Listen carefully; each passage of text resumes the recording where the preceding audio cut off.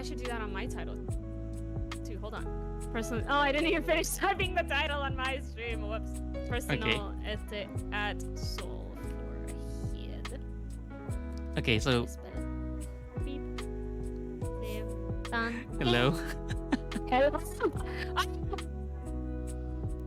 Hello. Hello. Holy shit! My mic peaked to like red. That's no bueno. That's no bueno. So my OBS crashed and it's back now, and I don't know why it fixed the Spotify thing. I think maybe consider YouTube music instead for now temporarily.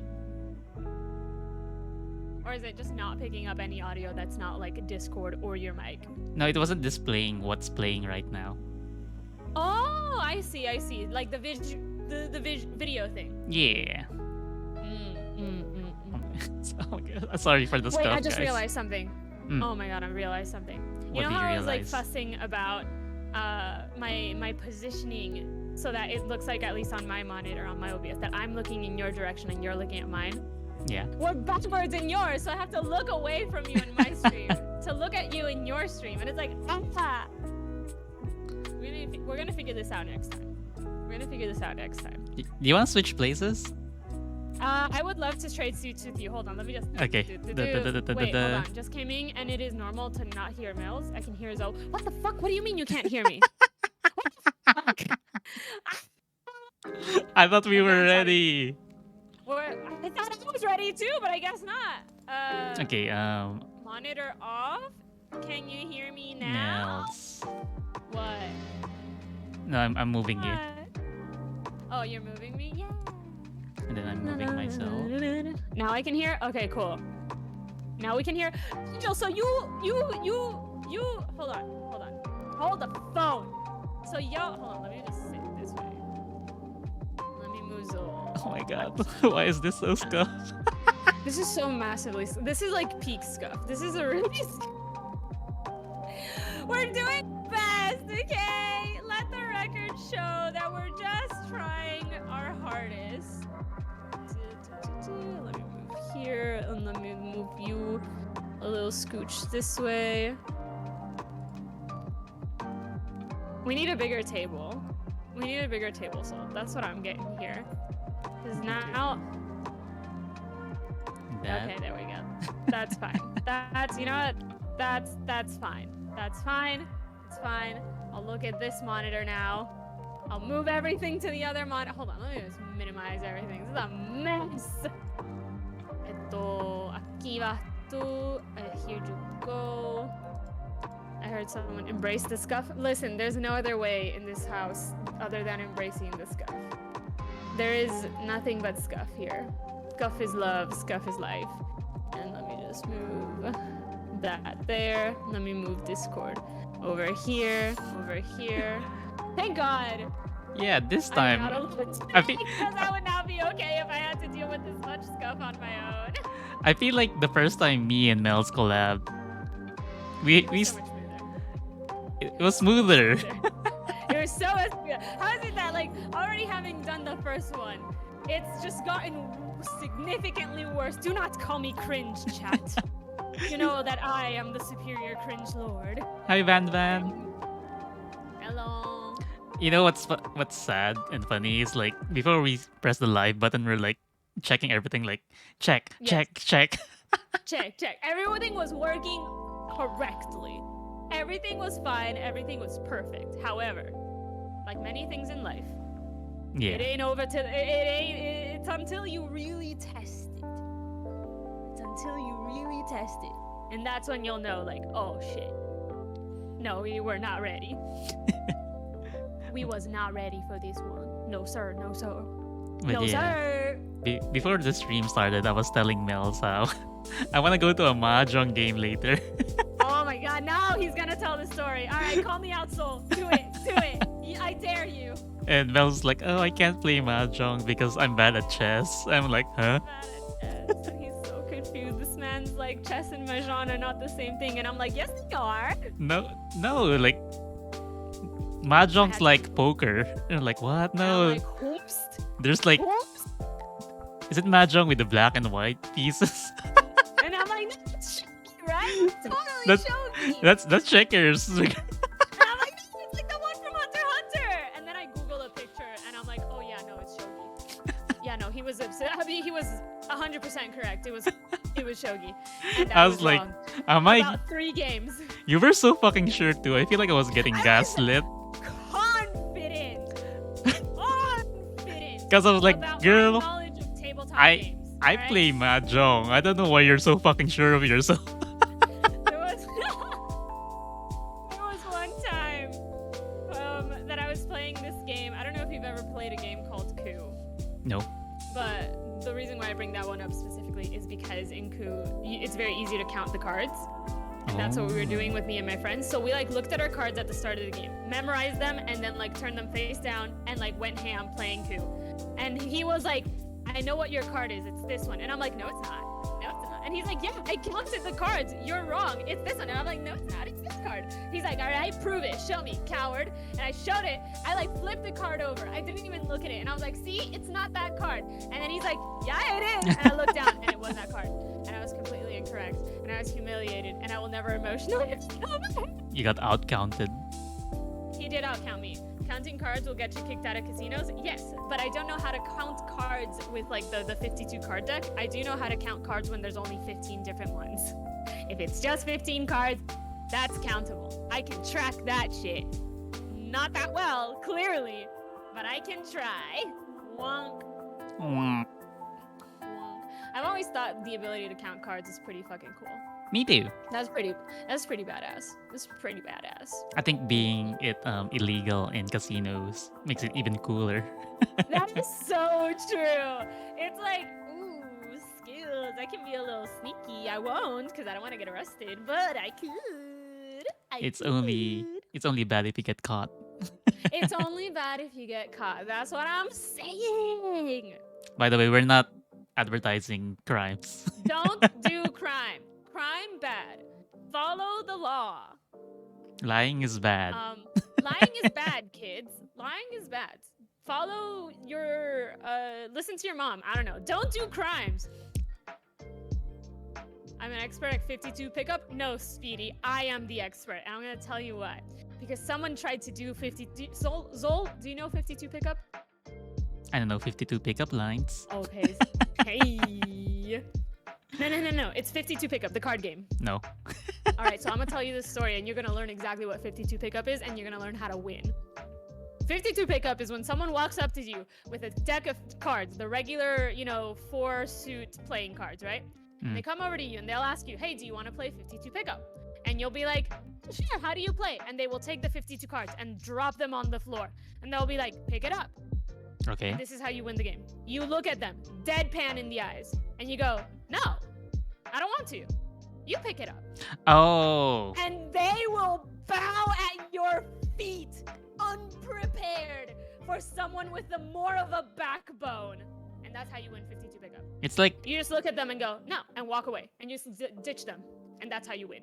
it's like gullibles written on the ceiling, kind of like that. Yes, exactly. Mm. Same energy.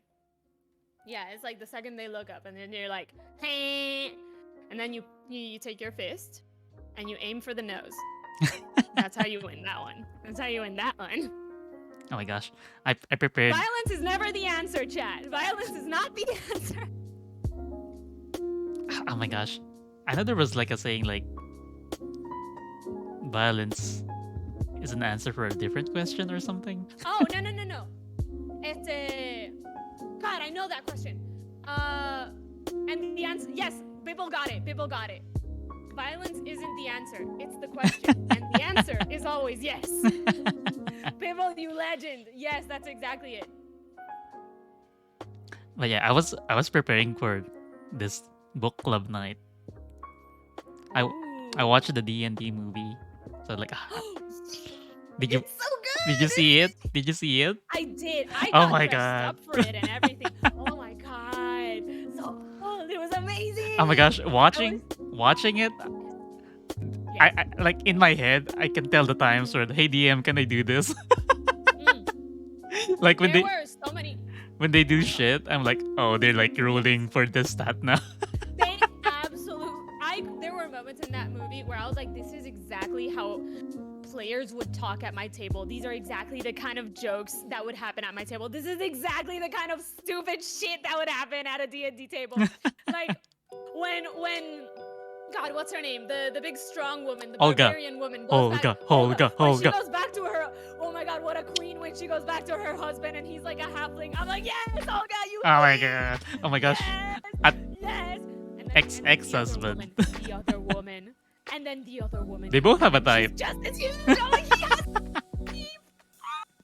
I love at the ending where Olga was eyeing the other halfling. She was like, She was like, hey. good for her. Yes, queen. You get that. You get that ass. You get that ass. It's what you deserve. Oh my God, it was beautiful. It was beautiful, beautiful, beautiful. And oh my, when they were like, when Olga and God, what's his name, Mickey, the protagonist, what's his face? Fuck, the bard. We're like singing their like tavern song together. Harper, thank you. And then they're like singing their tavern song together and they're like being friends about it. I'm like, that's beautiful. And then when she, spoilers, by the way, you have like 5 seconds to cover your ears.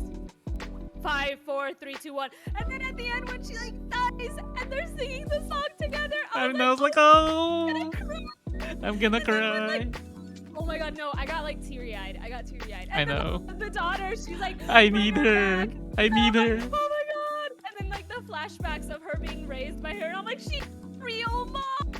And then the blue dragon flies to like, you know, the symbolic motif of the like mother, Harper's wife. Moving on. Like, beautiful. Like you have to let go. And I'm like, that's such good fucking writing. That's such a good writing. Yes, let's go.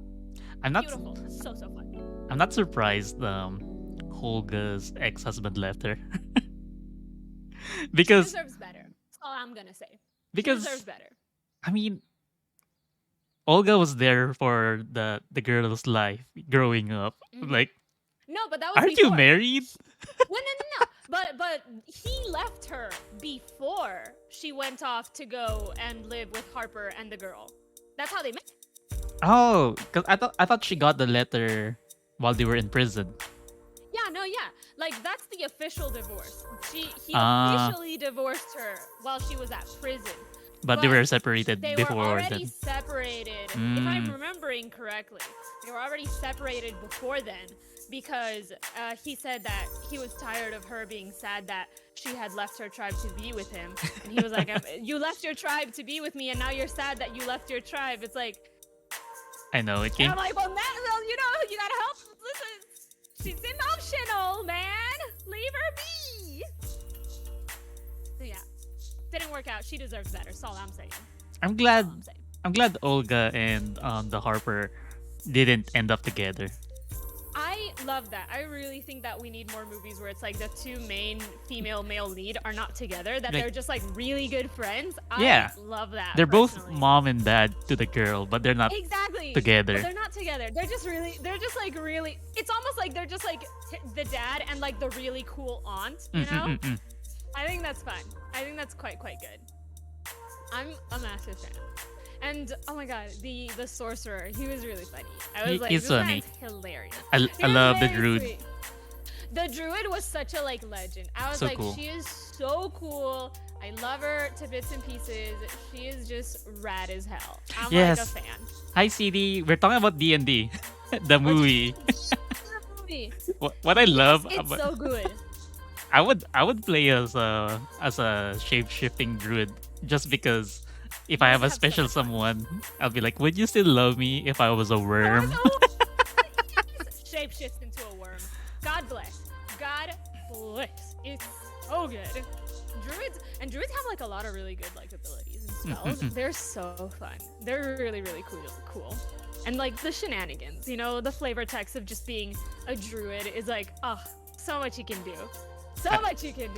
I don't like that she gave the sorcerer a chance at the end. I was like, no, don't. I was like, nah, it's fine. Like, hey, I think it's funnier like if he keeps finding it. And I think it'd be really funny if he like kept trying and she kept rejecting her. But I guess you know, maybe they gave him a chance because they weren't sure if they'd get another movie. You know, so it's like, might as well wrap that plot thread up. It's like they won't until they do. So you might as well give them the due. It's open. But yeah. Yeah, it's like it was a sure whatever, not a sure. And it's like, I think it's funnier if she hadn't said yes, but I still thought it was very sweet. He looked very excited. Okay, I want to talk about spoiler at the beginning. So Yeah. you've been Back to warned. the spoiler alert. I tried to be quiet, at movie theaters. Oh, I did not. Because, be respectful of other people watching. But at the beginning, when they were like, oh, it's Jonathan, and then they're like, I fucking love Jonathan. and What? they throw him off the window. They're like, but we approved your part. It's like, no. No. When I saw that, I was like, this is peak D&D. This is exactly what would happen in a D&D campaign. You passed the charisma check. You passed the charisma check, but you still went with plan Jenga, You still jumped out the window like a crazy person. Fly, bird, fly. Fly, bird, fly. And that was a practical costume. It was a really good costume. I was like, oh yeah, more practical effects in movies. Jonathan, I love you. And at the end, when they were like, oh, Jonathan. And when they bring back Jonathan, and they break up the window. And they break up the window. I saw the tapestry in the back, and I was like, this can be one of two things: that they're fixing it, or that he's gonna try to jump out the window, and it's gonna be bricked up. And I really hope it's that one. And it was. Yes. That was chef's kiss, peak cinema. 10 out of 10, 0 notes. True to D&D fashion, though, I like how detailed the backstories are. I thought it was really cool that they went into a bit more detail for all the backstories, and I like that, because in the trailer they kind of info dump you some of their backstories, but then in the movie it's threaded through a lot more organically, especially with the pacing is the nice. Sorcerer. I think it's really nice, and I thought it was really fun. Oh my god, the bench. The bench scene was so stupid. I loved it. Where they're like, all right, we're all gonna do this together, and they all sit on the bench, and then the sorcerer's like, there's no space. Bench. There's no space, but I'd sit with you guys if there was space. And I was like, that's D&D, baby. Oh my gosh. That's what I'm talking about. When I love the part where they were stalling for time before they get beheaded. Oh my god. And then it's like, oh, what do you clean it with? You're about to be beheaded. Like, I still want to know. And then that's so good. Oh, it was so fucking cool when she blocked the axe with the brick choreography.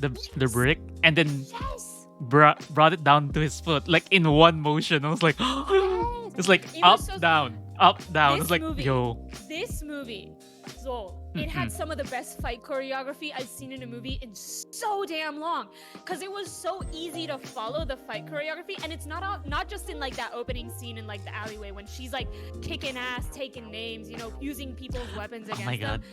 But when what's his face, the paladin, the DM self-insert character, what's his name, him, him fighting against all of those the red undead assassins, yeah, against the assassins. That was so good. The final throat slash, style points. Ooh, I was so impressed. I was so thoroughly impressed with that fight choreography, and it was visible, and you could see the fight, and you could see the punches and the blows and the back and forth.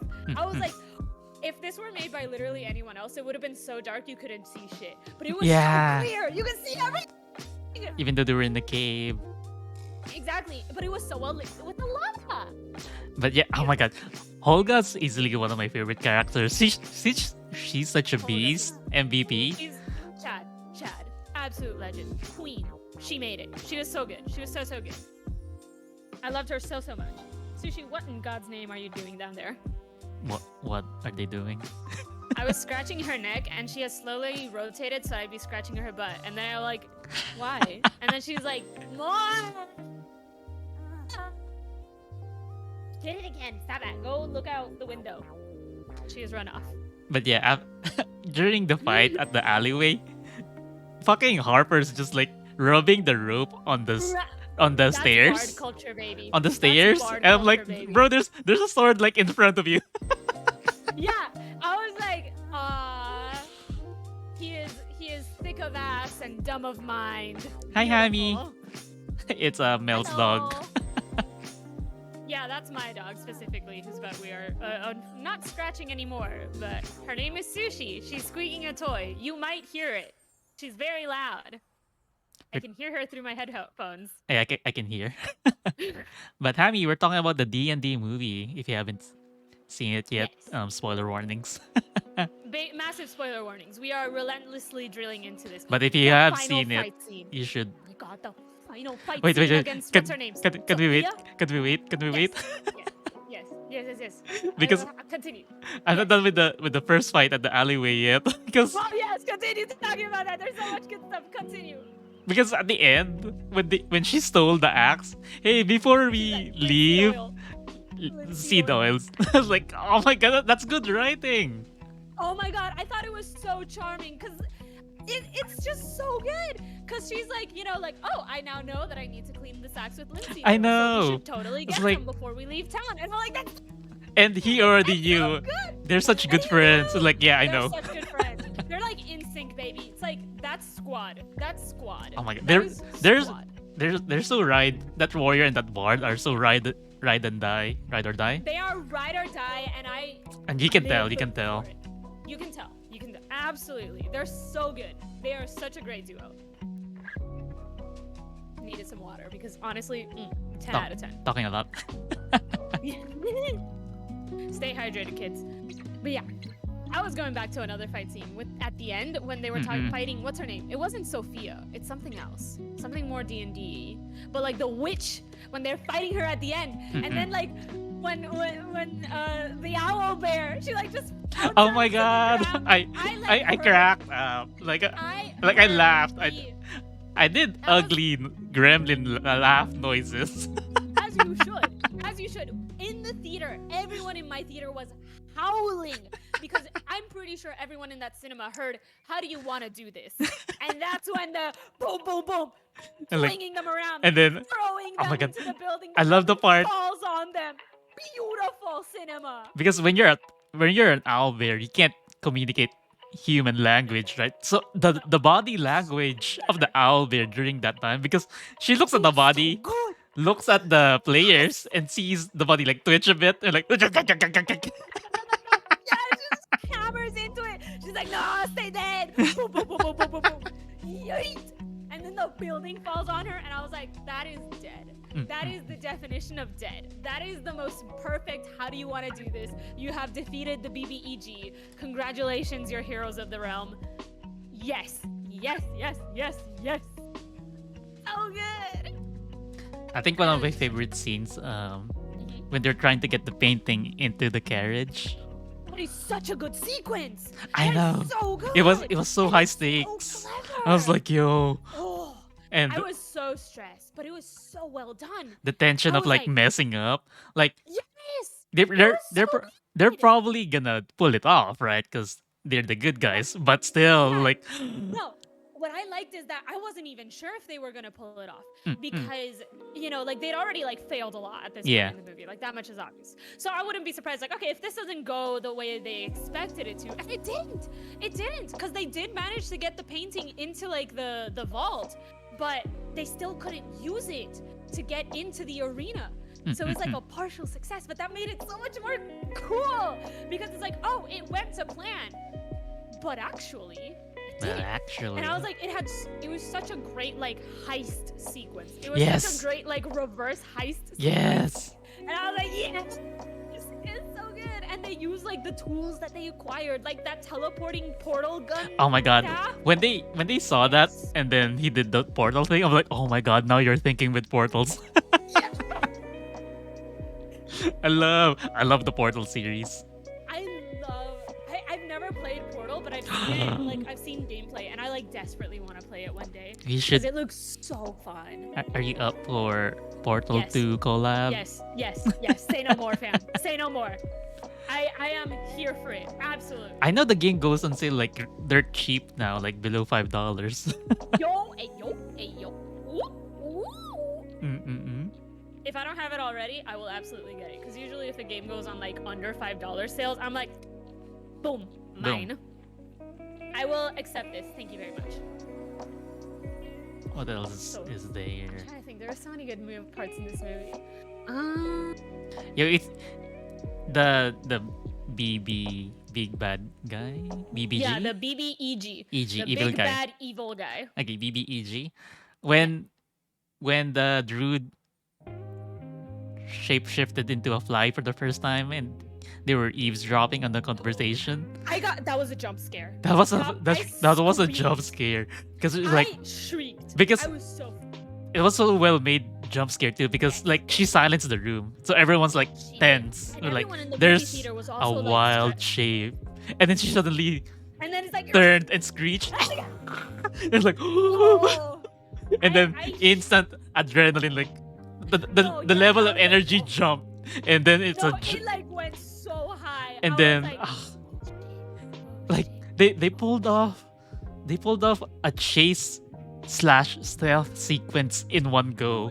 yes. I was like, And it was oh, so smooth because you could see her like, and it was like super fun because like the transitions. Oh, hi Soul, thank you for this sub. We're freaking about the DnD DnD movie. movie. So if you haven't watched it yet, I warn you now because I'm about to go deep into spoiler territory Spoilers. once again.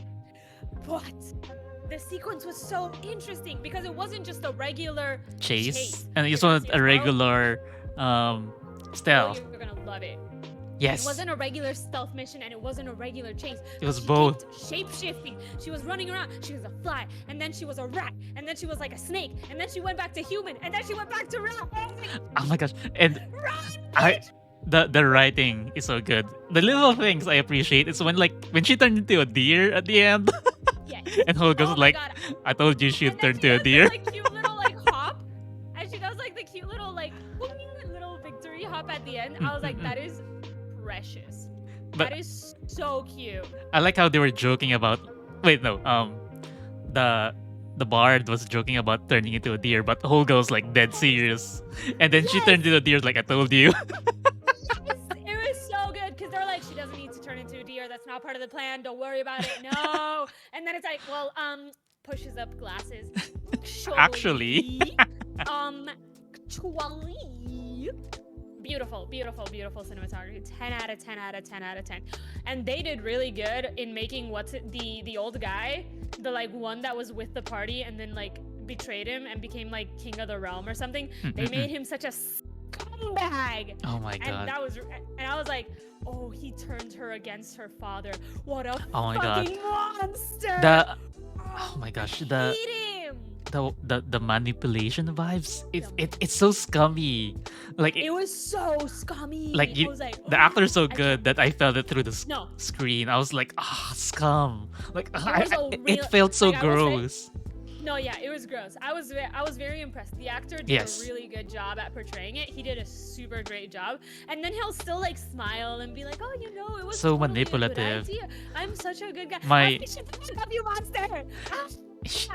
My skin crawled when he was like, Oh no. oh, I never Oh, when thought it that raising someone so to your shape, you feel like a god. I'm like, No. oh, red flag. Major red flag. Oh, that was like, I was like, I was very excited to see him get his ass handed to him massively. I was like, this man is gonna get destroyed, and I cannot wait. It's gonna be a great day when they. There he goes. He got arrested. He got yeeted. Bless. Beautiful. All is well. Good times. Oh my gosh. During the arena scene, when they The were arena was so good. the moment I saw treasure chest, I was like, they have to. The mimic, I saw the mimic, and notes, I had seen the trailer, so I knew there was a mimic. Oh, But I when the haven't mimic, seen it. like cracked open, I was like, I haven't seen the another jump trailer. scare for me. I watched the movie knowing nothing. Blind? Only I just knew it's D&D and that it's good. Yeah, You know. it's a title. But so when I Yeah, saw, yeah. I didn't know there was a mimic. But when I saw the treasure chest, I was like, they gotta. They gotta. That was so good. No, I was shocked in the arena because I don't know if you know the creature that chased them. Those like black cat things. That can use illusion magic. That's kind of OP. Yes. They are fucking hard to fight. That is a displacer beast, and those bitches go crazy. They are so hard to fight. I think they're like, what is the CR of a fucking displacer beast? I don't even know. But I was like, they're using displacer beasts because they're like a cool fucking thing to fight. They're like really neat. They're a challenge rating 3, so they're not as hard, but like in packs they can be like really hard to fight. And they're just really cool. They're really cool. Like, I think the design's kind of simple. They're basically a panther with squid with tentacles. extra limbs and Yeah, tentacle thingies. No, but yeah. even though They're not there's super... even though they're like simple design, I'm still fucking terrified of what they can do. No, they are so strong. They are such a fucking hassle to deal with. Like they will just they'll tear you up. They will tear you up. They are so fucking annoying to deal with.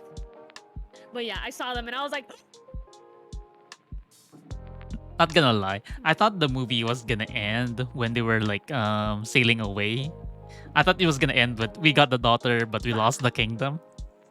I saw that and I was like, nah, this is a D&D movie. And they're like, and then they turned around. It's like, oh. When they turned around, I was like, that is very D&D. Because it's like your party members are gonna be like, oh, fine, we'll be the heroes of the realm or some shit, whatever, let's go. We're probably gonna die and have to make new characters, let's go. And I was like, good little party members, those are my boys and Honestly, girls. the guy that said, the bard said, I do plans, I plan things.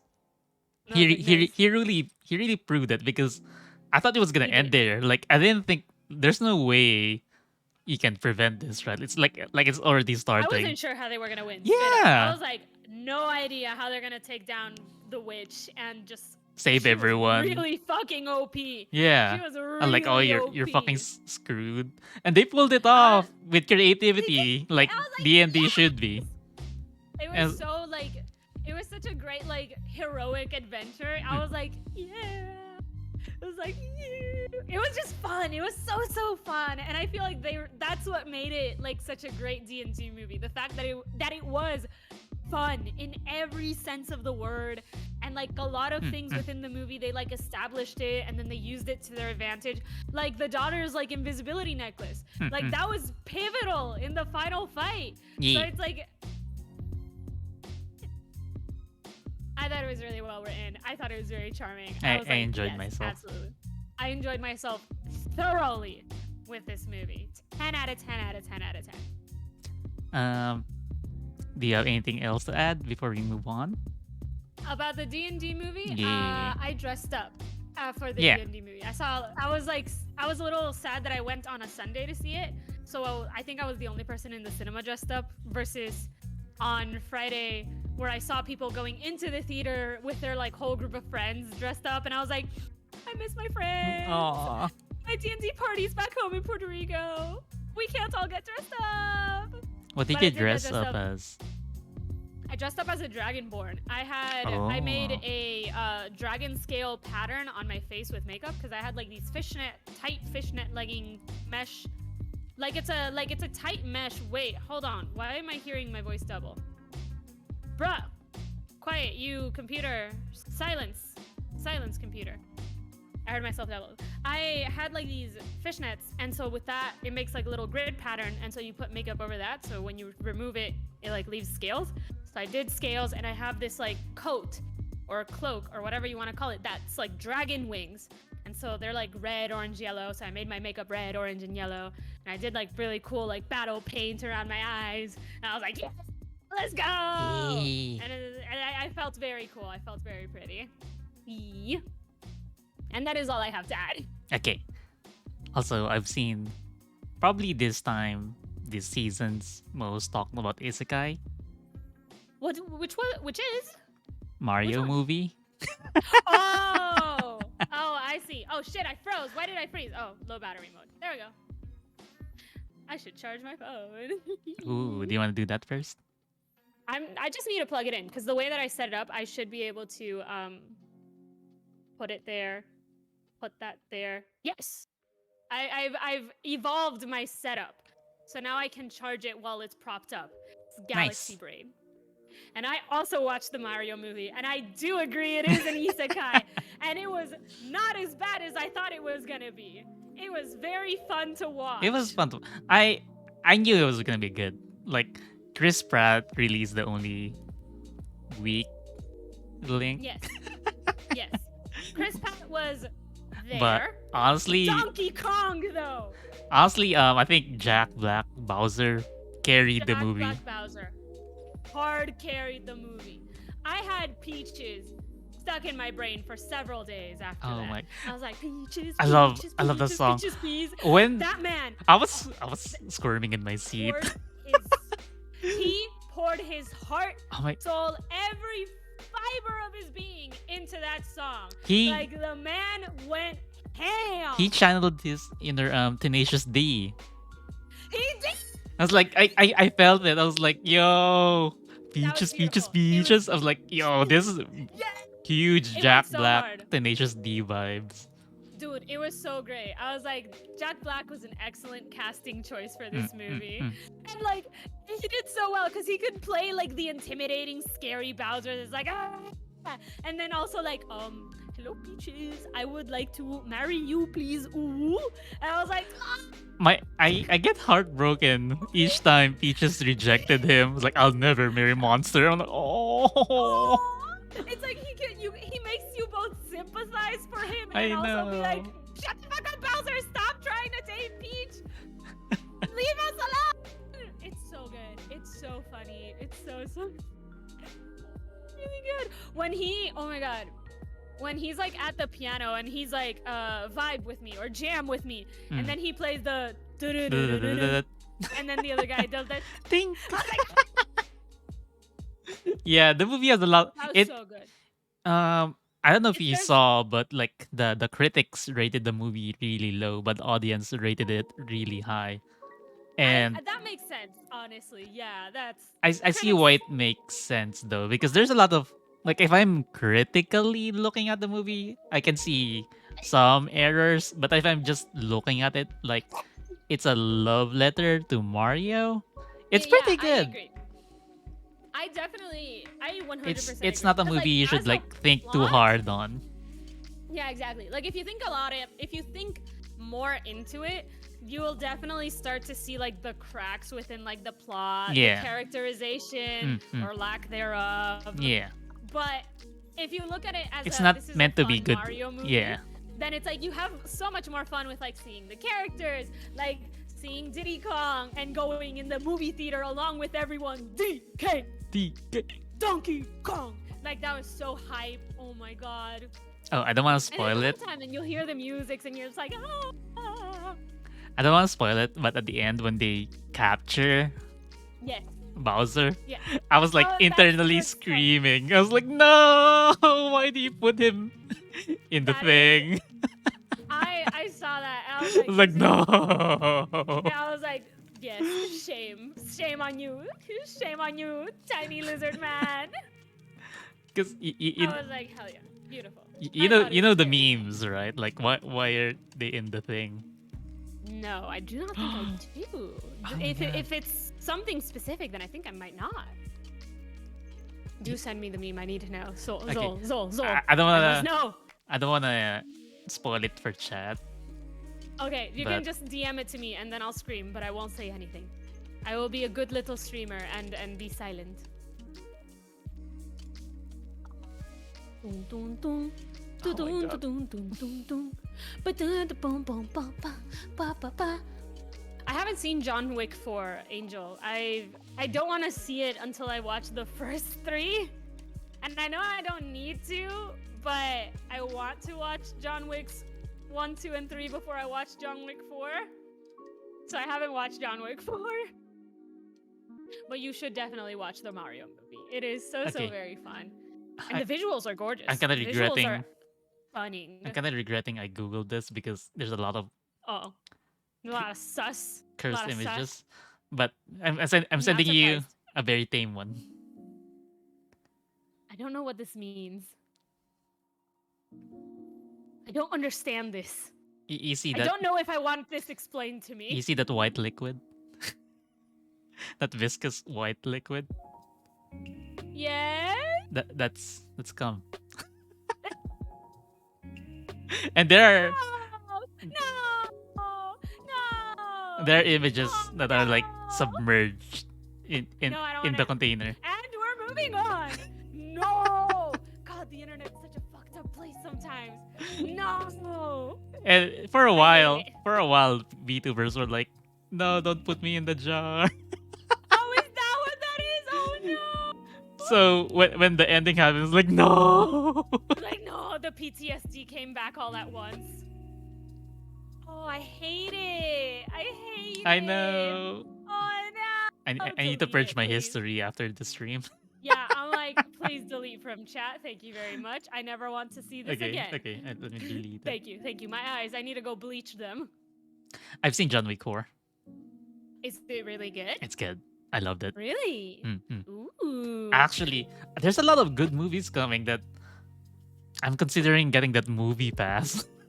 I got the movie pass for my theaters, for the theaters in my area, Mhm. and it was a good choice. Because it was a good I'm idea. I'm not a big movie buff, but it just so happens But that the season's lit. The season. there's is a lot lit. of good movies, right? And the movie pass pays for itself after 2 visits, Yeah. and I already Yeah, visited same. 3 times, and I'm like, Ooh, there we go. and then there's a lot of good upcoming movies too, like Spider-Verse is around the corner. Spider-Verse is gonna be really good. I actually opened up the local movie theater lineup to see what's coming up, Mm. and I don't know how into like documentary movies, like the, for example, like the Rocket Man or the Elvis movie. They're making one called Air, about like Air Jordan, and I was like, that one looks interesting. And they're Mm. making one for Tetris as well, and I'm like, both of those sound very interesting, and I would like to see them. I'm pretty sure Tetris is already out for Apple TV. No shot. I need to look that up then. Mm-mm. I need to look that up. I want to see that one. It looks good. And I want to then see Pope Exorcist and Spider-Verse. I do not want to see Pope Exorcist.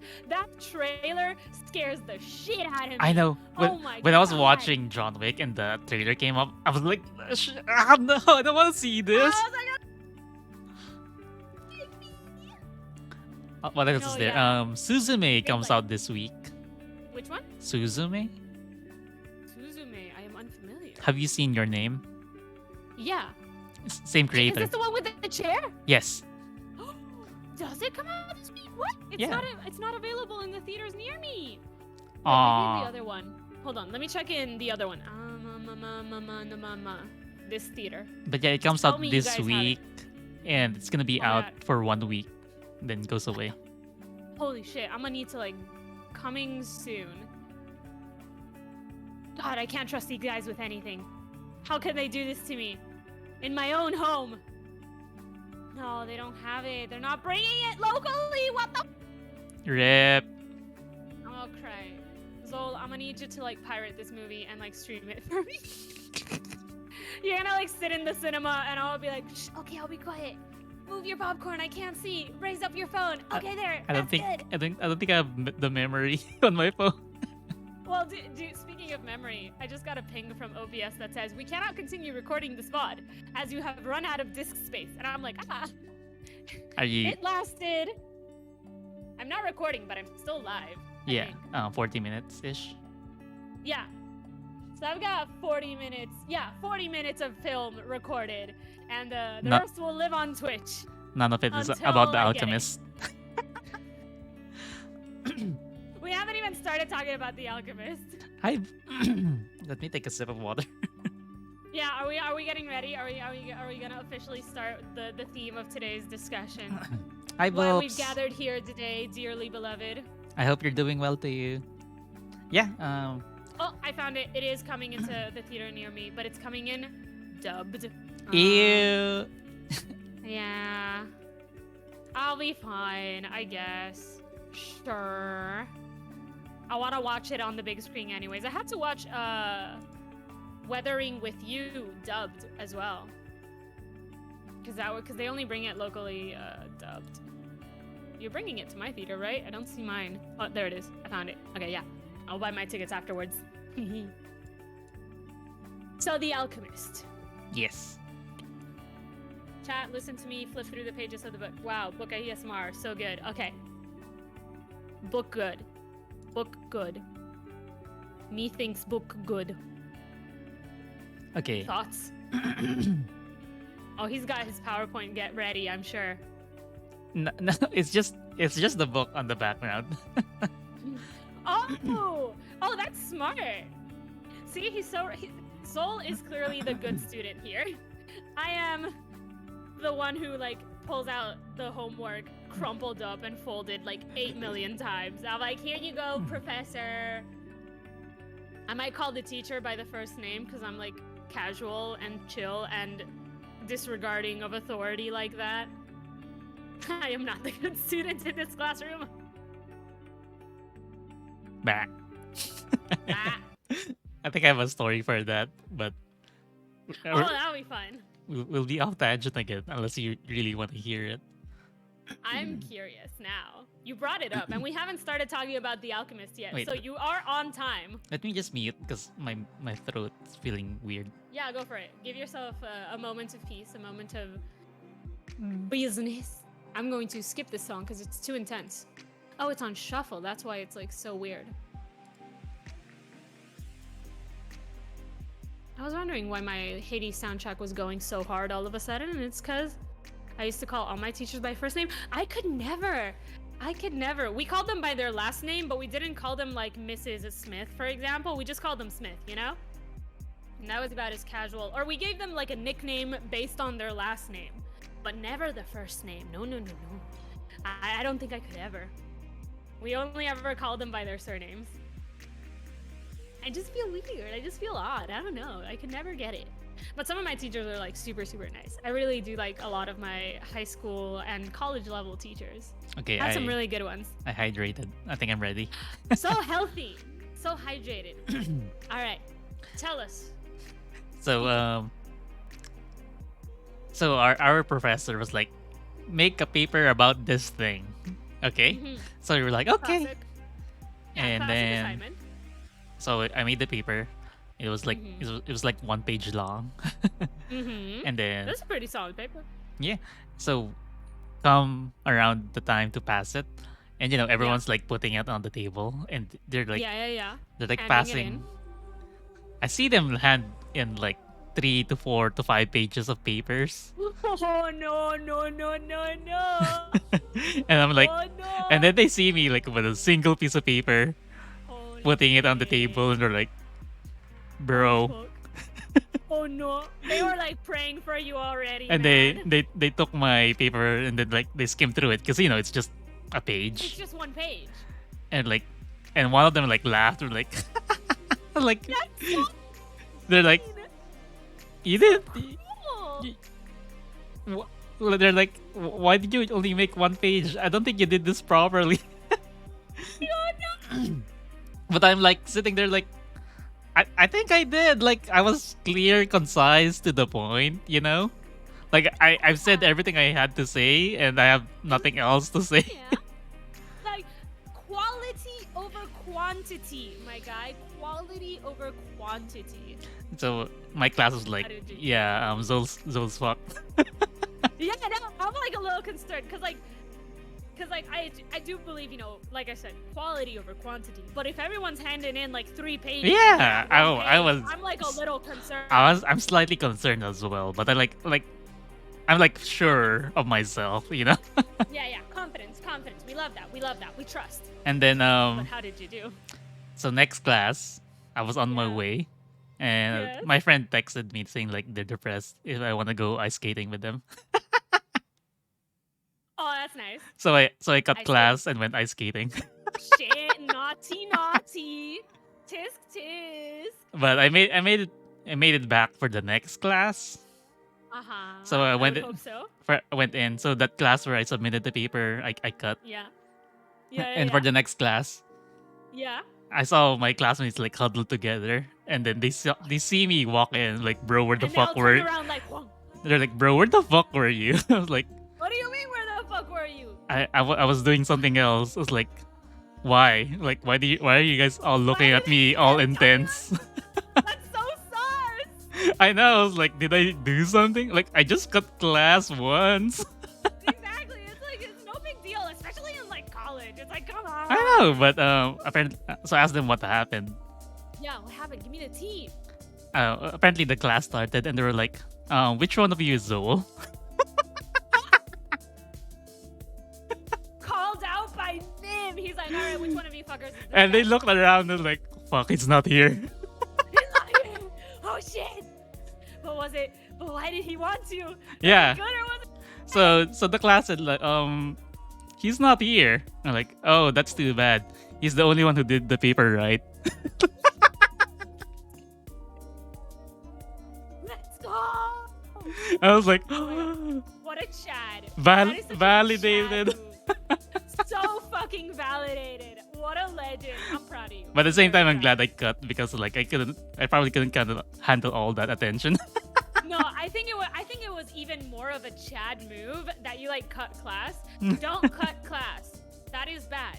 But in this case, the style points, it's like boom, hands in the paper, pieces out, walks away from the explosion. That is legendary. That is a Chad energy. I respect. Sushi also respects because she's nuzzling my arm and she's like, "Tell Soul, it was really cool." Yeah. And I'm like, "Yes, Sushi. I do. I did tell him. And I told everyone that you said it too. Ow, don't bite me." So yeah, I'm very impressed. I wouldn't That's say very, I'm a very good student, but No, I do my own thing. No. I think you may do your own thing, but you're like one of the best students. You were the only one who did the assignment right. What are you gonna tell me? Ugh. Tisk. Okay. That's pretty cool. Sushi carajo. Alchemist now. Alchemist now. Okay.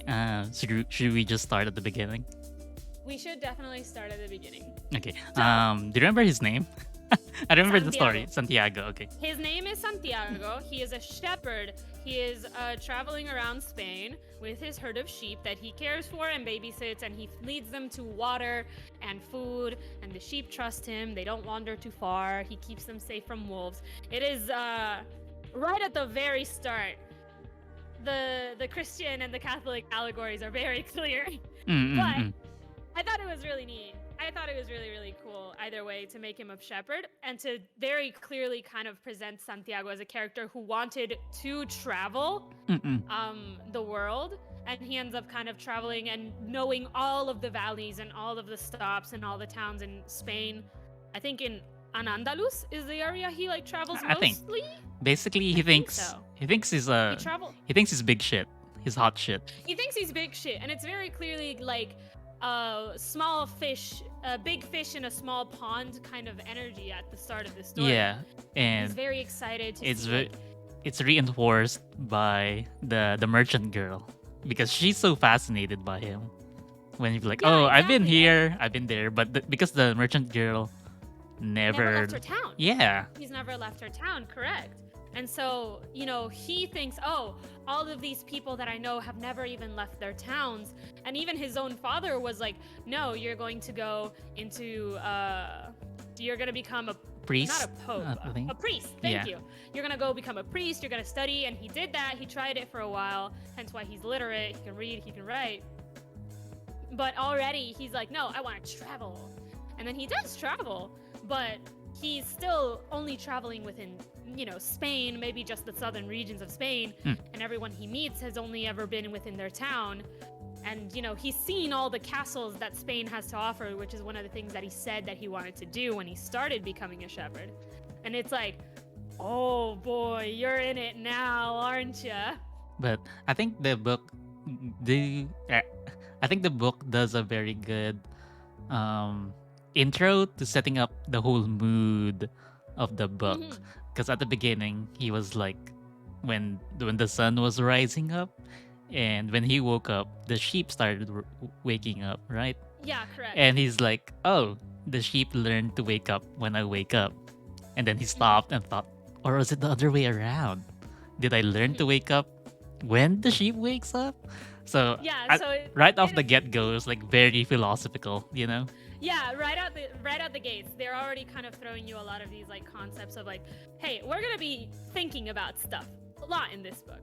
But I do want to say that overall, as a whole, this book feels more like a fable, like something you would find in like a grim fairy tale almost, rather than your traditional like overarching narrative of like a globe-trotting adventure. Yeah. And and it'll become more clear as we kind of like get further along the discussion. But if you read it, I feel like you will be able to see how the way Paulo Coelho describes both his characters, his settings, and the happenings of the story. It's like very, how do I say it? It's very clear he describes it in the way that he does, not because that he's like trying to paint you a very specific picture. It's because he's trying to teach you something. It's because he wants to get a message across to you, the reader, and and he'll use various different tools within the story to do so. One of the very first that we see is just Santiago is a shepherd.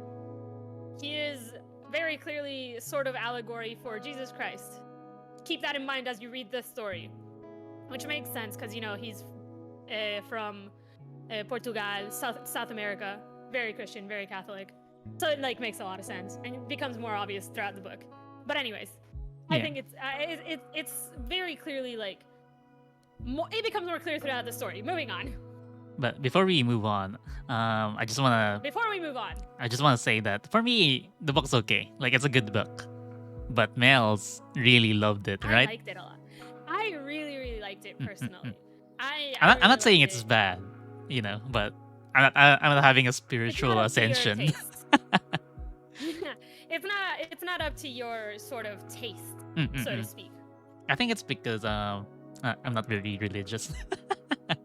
I'm actually, I wouldn't say I'm very religious, but I was, I personally was raised Catholic. Again, I'm from Puerto Rico, Yeah, raised Catholic. Latin too. America, very Catholic.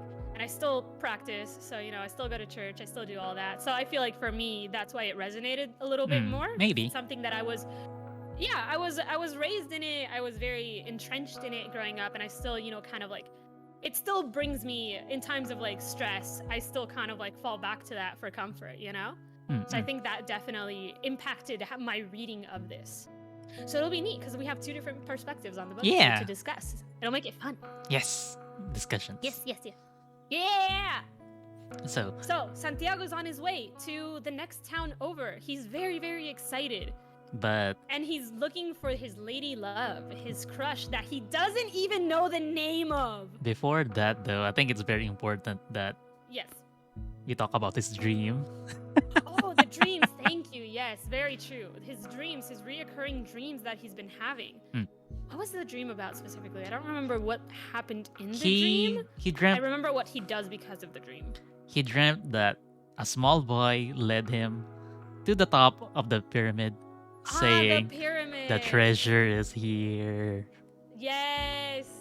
Yes, thank you. That's right. And this like starts sort of- the whole thing. Yeah. This is I wouldn't call this specifically the inciting incident. I want to say this is the call to action that our hero rejects. Okay, I Because he think I has this- know what the inciting incident is for you. I think we're both on the same Yeah, page, but we'll be there in a Yeah. moment. But yeah, and it is, like the pyramids. It's so far away from Spain. Everyone knows about the pyramids, but who wants to go there? It's days and days and days of travel across this So scorching far. hot, dangerous desert. There's no water, no food, such a lifeless area. Why would you ever want to go there? Oh, but he continues to have this dream. Yes, Yeah. yes. And if you keep having continuous dreams, it starts to bother you.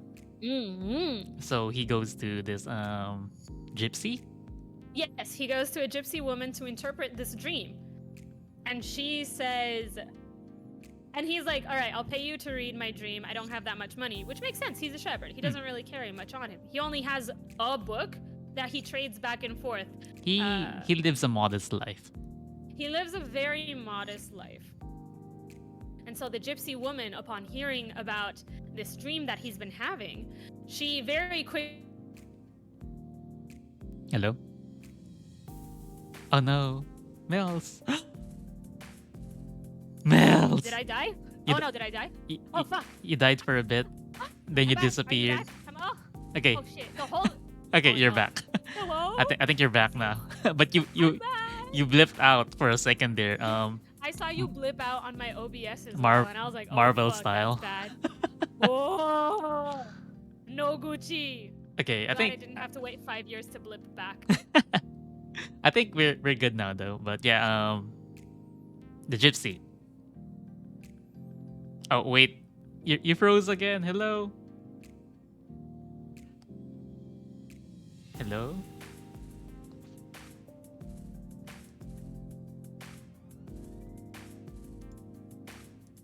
Let me DM her.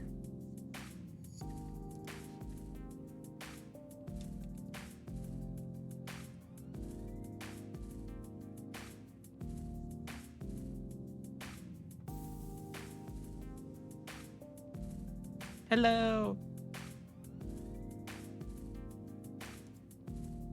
Hello.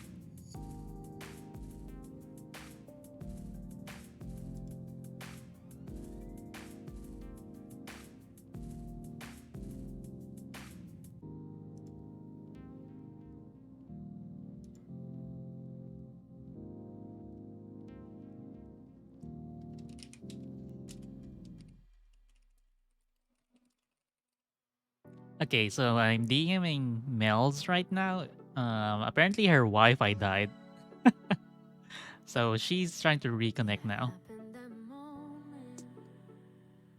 Ba-ba-ba. While she's gone though, like, how are you? How is everyone?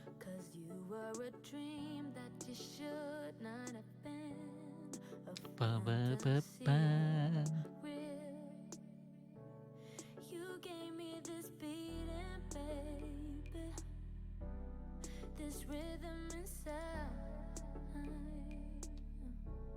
And you make me feel good and feel nice and feel loved.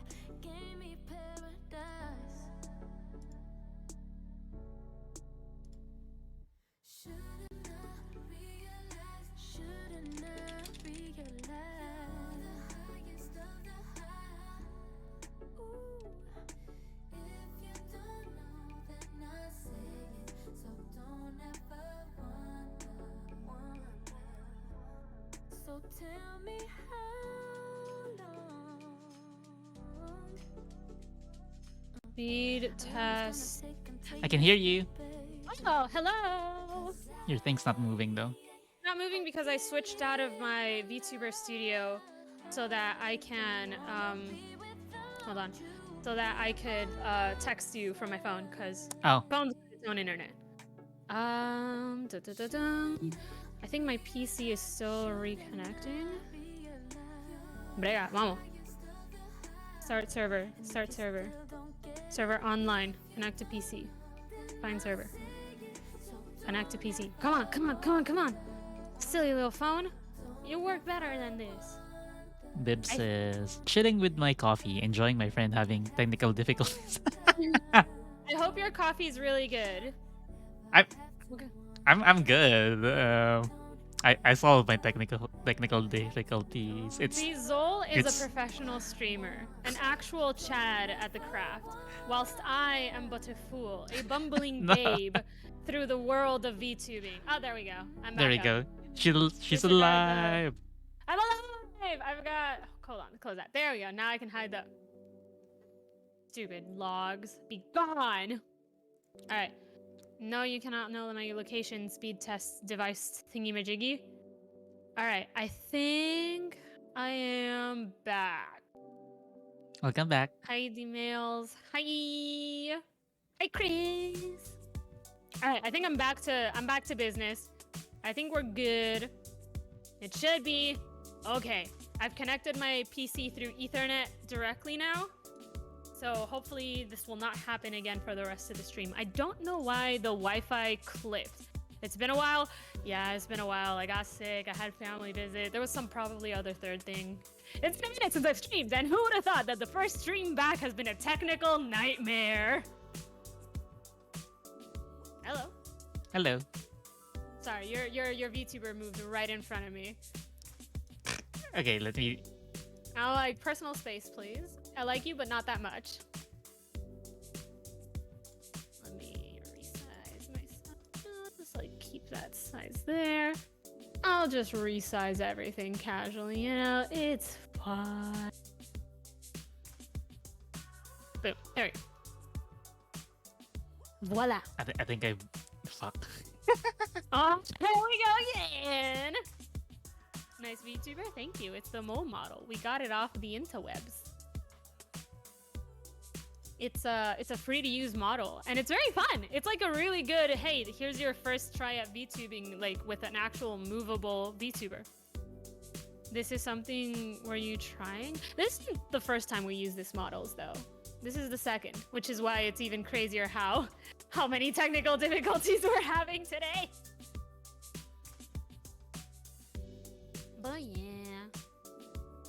Okay, did that fix it?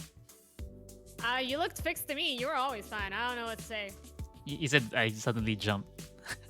Well, now you're back to normal, I think.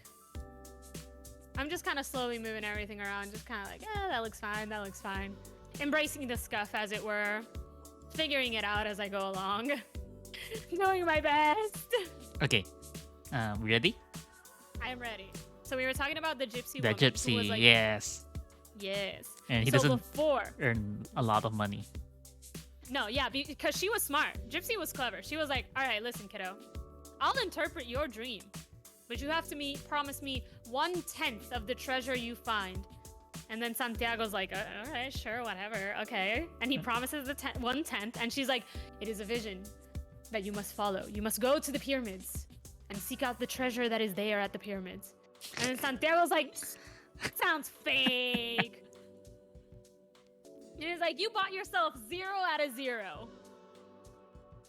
And then but of course, nothing is as it seems, is it not, Zol? I kind of want to say something about the gypsy though.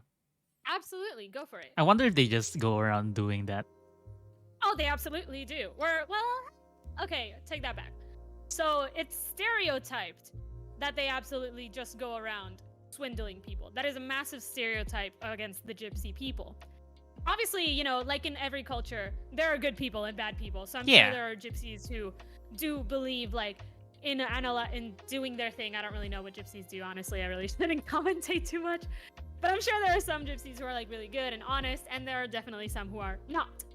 But in this case, obviously, Santiago doesn't know what kind of gypsy he's dealing with because he obviously has not been to the pyramids yet. Wink wink. I've actually got my fortune told by a gypsy. Ooh, how'd that go? Surprisingly, this was back before I moved to this country. Mm-hmm. And I already knew, but I haven't told anyone that I'm moving here. Ooh. So and she was like, "Oh, have fun, move," and you're like, "Ah." She took my palm, and read it, and she was like, and then she looked me in the eye. I was like, "You're gonna travel far away and make a lot of money, and you have to come back and give me some." So I was like, "Oh, Fuck. okay." You're like, do you got Venmo? That was like over a decade ago though.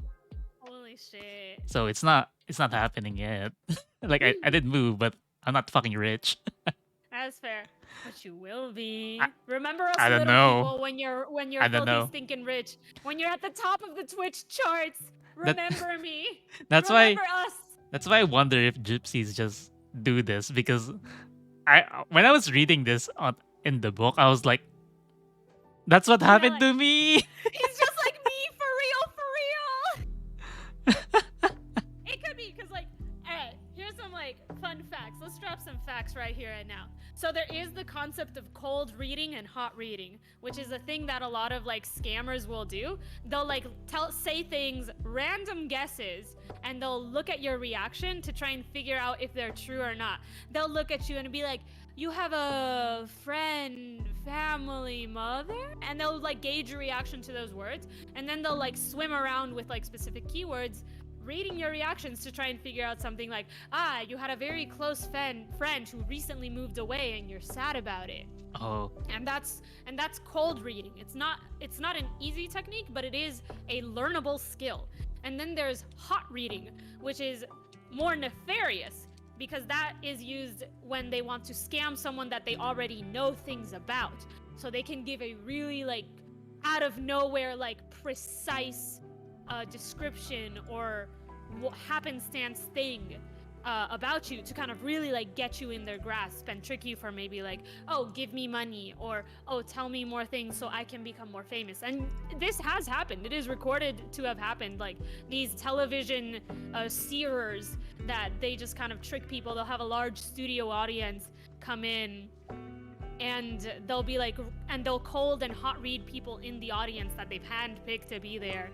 And so this is, it is possible to just trick people into doing that. There's a show that I watch called Leverage, and they're like a group of scam artists, and they try to scam a guy who does this technique, and they use his own technique against him, and it's so good.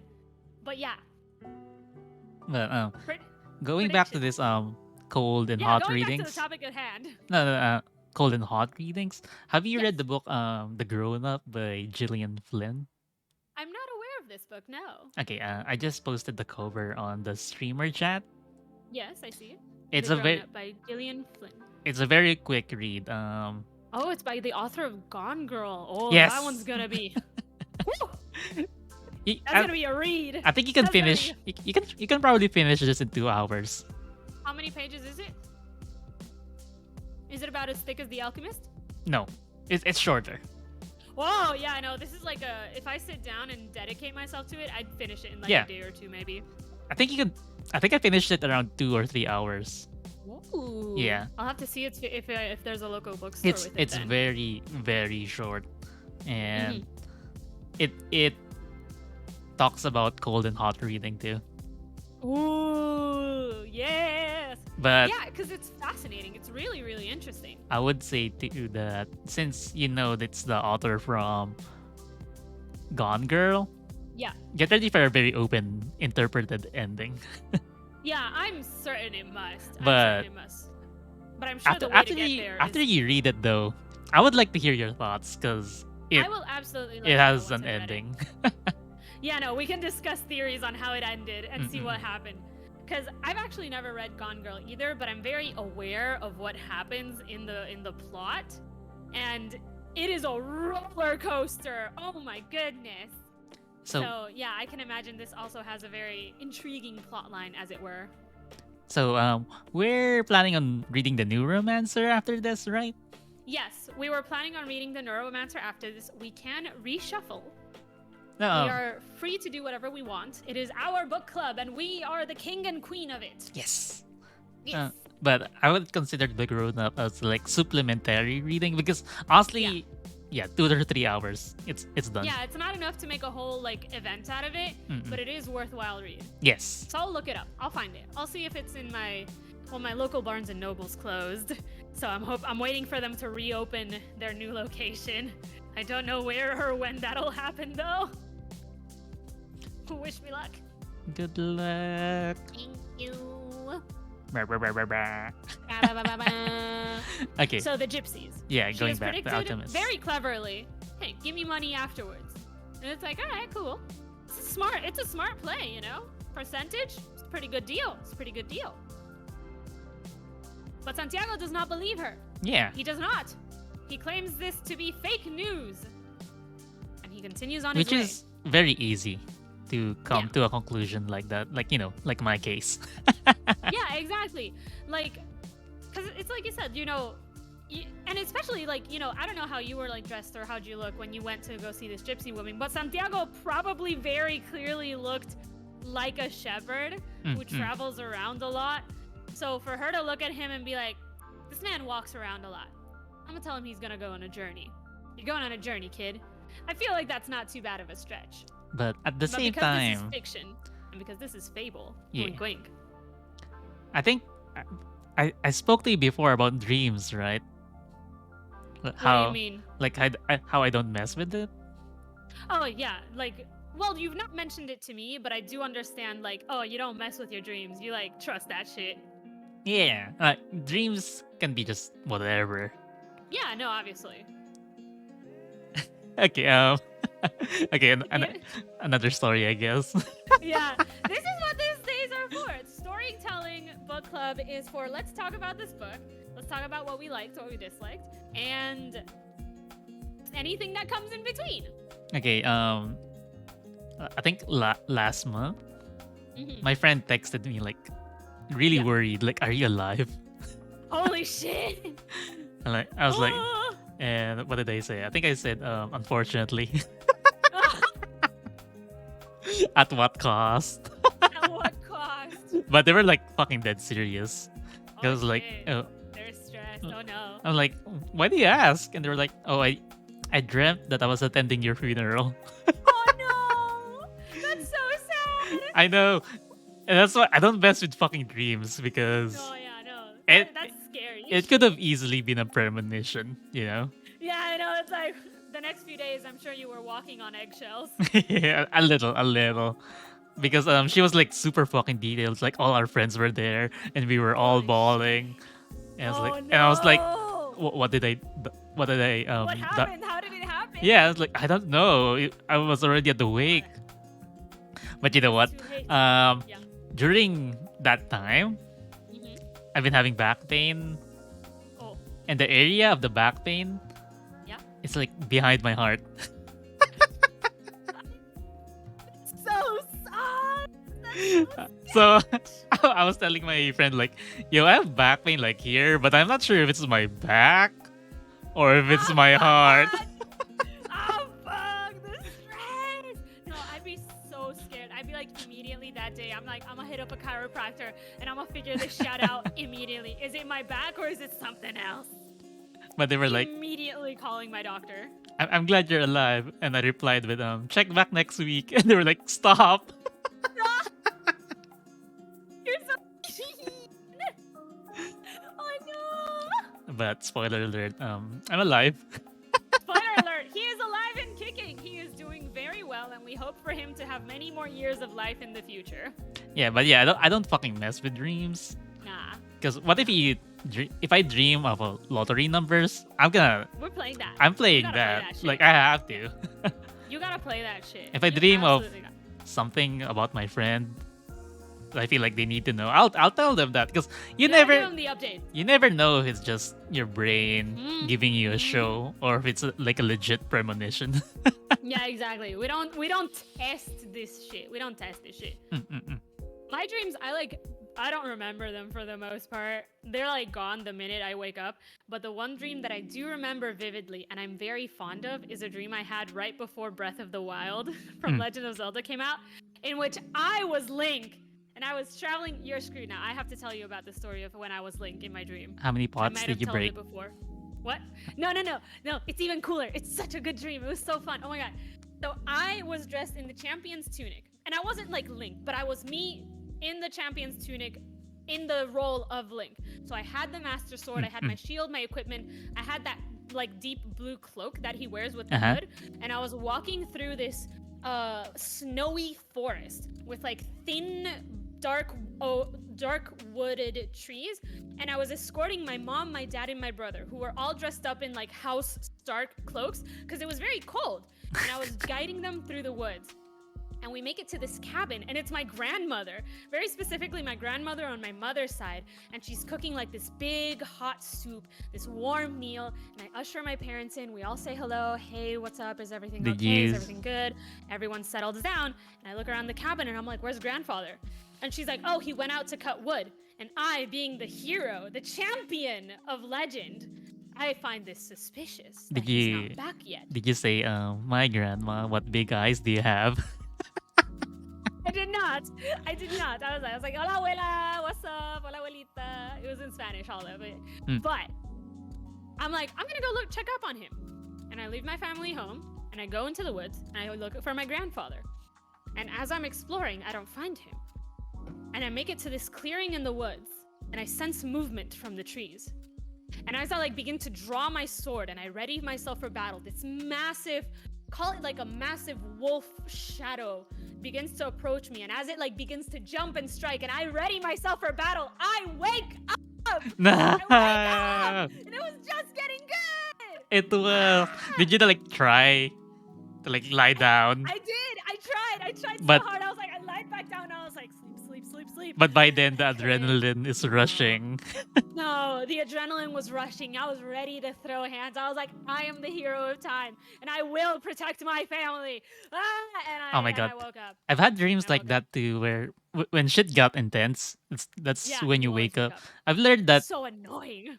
I haven't fully learned to control my dreams yet. Oh, lucid dreaming. Yeah, no, I can't do that yet. But like, I think it's a step in the right direction when something's happening, because you don't necessarily learn immediately you're in a dream, right? When Mm-hmm. something intense is happening and I don't want it to end yet, Mm-hmm. I start realizing like I'm in a dream, because like there's no Oh. way this happens in real Oh. life. Oh, And I have actually a good example for that. and then I can feel my adrenaline like coursing through my veins through my Like dream, spike. right? And I was like, Ooh. calm down, because I don't want to wake up yet. No. It's like, no adrenaline. We gotta chill, or else we'll wake up and the party's over. But I feel like the script is ruined by then, Yeah, because I think once you know. my dream entities are like, he knows now the script is The ruined. director is like, cut, Because- stop the take. Because I think when I try to calm myself down so I don't wake up, like I don't wake up, but I feel like the dream personas like look at me weird, like what is he fucking doing? Yeah, he's like, So- he's not following the script. I'm not- That's weird. I'm not waking up, but nothing's happening because all my dream energy is focused 'Cause now on you have not to waking put up, the dream yourself. Yeah. and then I wake up. But yeah. but I bought myself have like to- a few seconds of lucidity.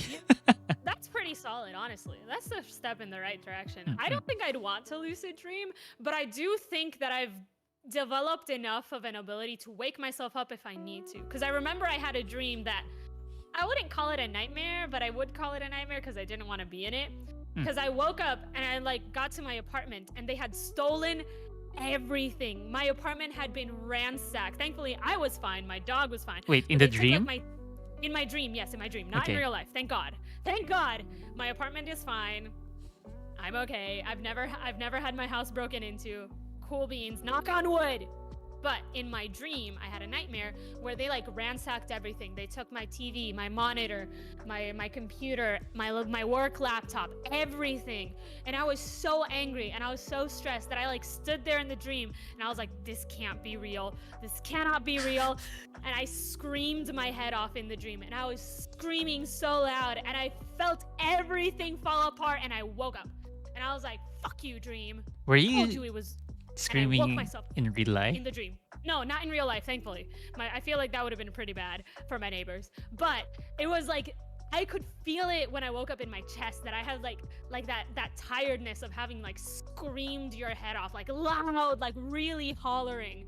And I like basically like screamed myself awake internally because I was like so mad that someone had taken my TV and I was so frustrated. I was like, this fucking sucks.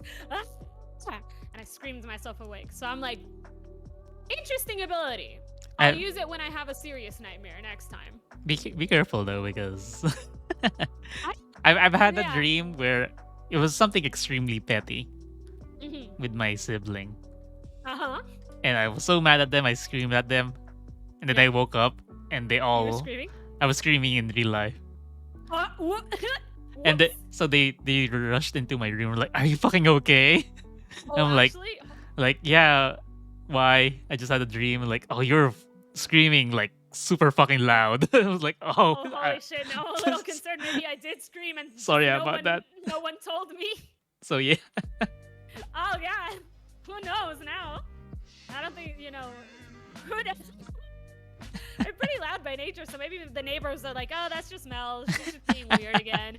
And maybe I did scream, and Sushi's not going to tell me. What the fuck is Sushi going to be like? Oh, that's just a neighbor girl. She always sounds like she's being murdered by a chainsaw. Exactly. God, when I was playing Little Nightmares and I'd like scream at night, I was like, oh God, I'm going to get a call in the morning, am I? And I never did. Waha! Good stuff. Good stuff. Good stuff. So, So there's Gypsy Woman, and to keep yeah. the ball rolling on this story, Yeah, we yeah, keep yeah. getting sidetracked on. Santiago gets another vision, another omen as they are starting to become, and he meets a traveling man. Mm. How do you say his name? He's a king. How do you pronounce? How do you say it? I'm bad with names. I had a lot of trouble reading his name because the book is in English, and I was like, that's not a name I can say in English. I remember the rules. Shepherd, gypsy, king, Yes. alchemist. That's the title of the book. Melchizedek is the name of the king. The Yeah. king of Salem, Mm. which is, and I googled this before stream because I was curious because I'd heard the name Melchizedek before, and I was like, have I? And then I was like, yeah, it's a character from the Bible, and I was like, I see it. And then the king himself, he's like, you, child, must go on the journey. I don't remember exactly what he says. Do you remember? Yeah. He starts off with small conversation like, "What you're reading?" And he's like Oh fucking. yeah, he starts with what you're eating. He's fucking annoyed. Like, you probably don't know it. And then he looks at like, "Oh, I know this," and she was like, He knows it, he's read it, and he had opinions about it. "Yeah." He So was it's like, oh, this other one's better. And he's like, and the Santiago, he's kind of condescending, because Santiago was a little bit of a shit in this moment. he's He was a little rude. the big Calm down, fish in a Santiago. small lake. Big fish in a small pond. Yeah, Absolutely. Because he's like, I'm gonna be paraphrasing, but We're all paraphrasing here. he essentially like, I don't want this NPC talking to me. And then the NPC had like fucking dialogue. You're like, oh shit, this is an This important. NPC had plot. Yeah, He was exactly. a key character in the narrative. Mm, mm, mm. And it was really cool because like I think Santiago was also like, why is this guy talking to me? I just want to get to the next town over and talk to my crush, who he doesn't know the name of. He's like, this one girl I met 1 year ago, and I talked to and I told her stories, and she seemed really into me, and I like her a lot, and I'm gonna meet her and I'm gonna marry her. And it's like, my guy, you don't even know her. She could already be married. You have acknowledged that she could already be married. And it's like such a short-sightedness that Santiago has at this early on in the book. But He essentially, doesn't believe he's a king. he Melchizedek says it. I am the king of Salem. And Santiago's like, yeah, sure. Yeah, sure. Sure. But I think this is the trigger, the push, right? This is definitely like another call to action. And then I want to say the inciting incident is probably when Santiago's like, all right, I'll do it. I think. I don't really know if that would be the inciting incident.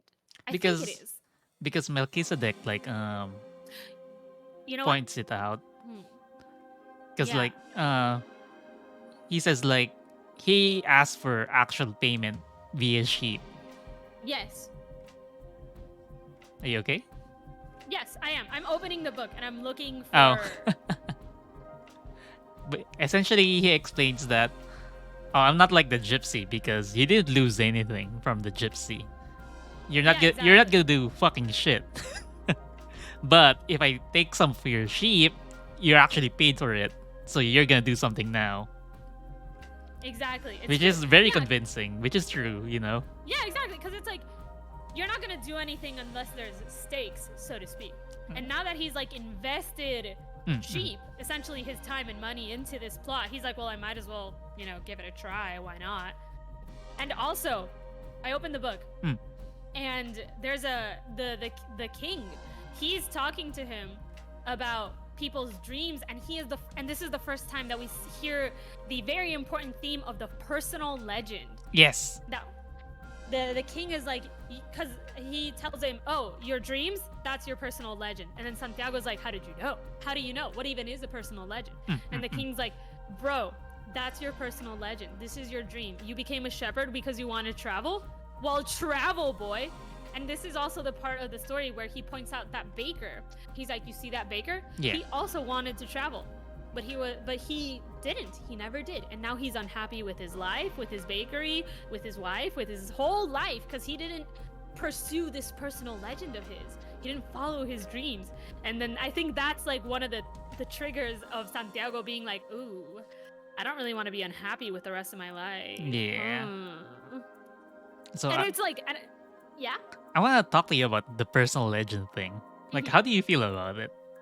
I really like that. And I do agree with it because here they call it a personal legend, but I feel like that is only one way to call it, to call the concept, you know, because a lot of people have like dreams and aspirations and goals that they want to achieve throughout their life. And this is one of the reasons why I personally found the book really like good and why I really liked it. And I think it's really easy to lose sight of your goals in life, your dreams in life. And obviously, you know, some dreams are like, oh, they're like childish dreams, like, oh, I want to eat the sun. And it's like, obviously, you're never going to eat the sun. But maybe when you're really little, you're like, oh, I want to be an astronaut. And you're really into space and you really like that. But as you get older, you realize, oh, it might be kind of hard and it's a lot of studying. And there's so many other people who are better at it than me. And then you like drop it, but but since you never tried, you gave up before you tried. The what if will haunt you. The what if will forever linger. And I think it's very easy to forget that, you know, you are a whole person with dreams and you are allowed to chase them and you should chase them. And I really like how in the book, and you'll even see it, I don't know what yours says on the back, but on the back of mine, it says, to realize one's destiny is a person's only obligation. And I just found that really moving and really inspiring. And so I was like, the book, when I finished it, I felt refreshed. I felt reminded of a lot of philosophical truths that I felt I had forgotten about for just living my life in the monotony of like my day-to-day survival. Like, oh, I need to get food, I need to walk the dog, oh, I need to, you know, clean the dishes. You know, you forget like what are you doing with your life? And it's like, oh, I'm just surviving. But surviving's not enough. Surviving's not enough. You gotta live. You gotta, like, you know, what did you want to do? Oh, I've always wanted to climb a mountain. Well, go climb a mountain, you know? And so that's why I personally, I really like the personal legend. I think it's really cool. Oh my gosh, this reminds me of that one meme where this guy like collapses on the floor. Yeah. And there's a woman's like, is there a doctor nearby?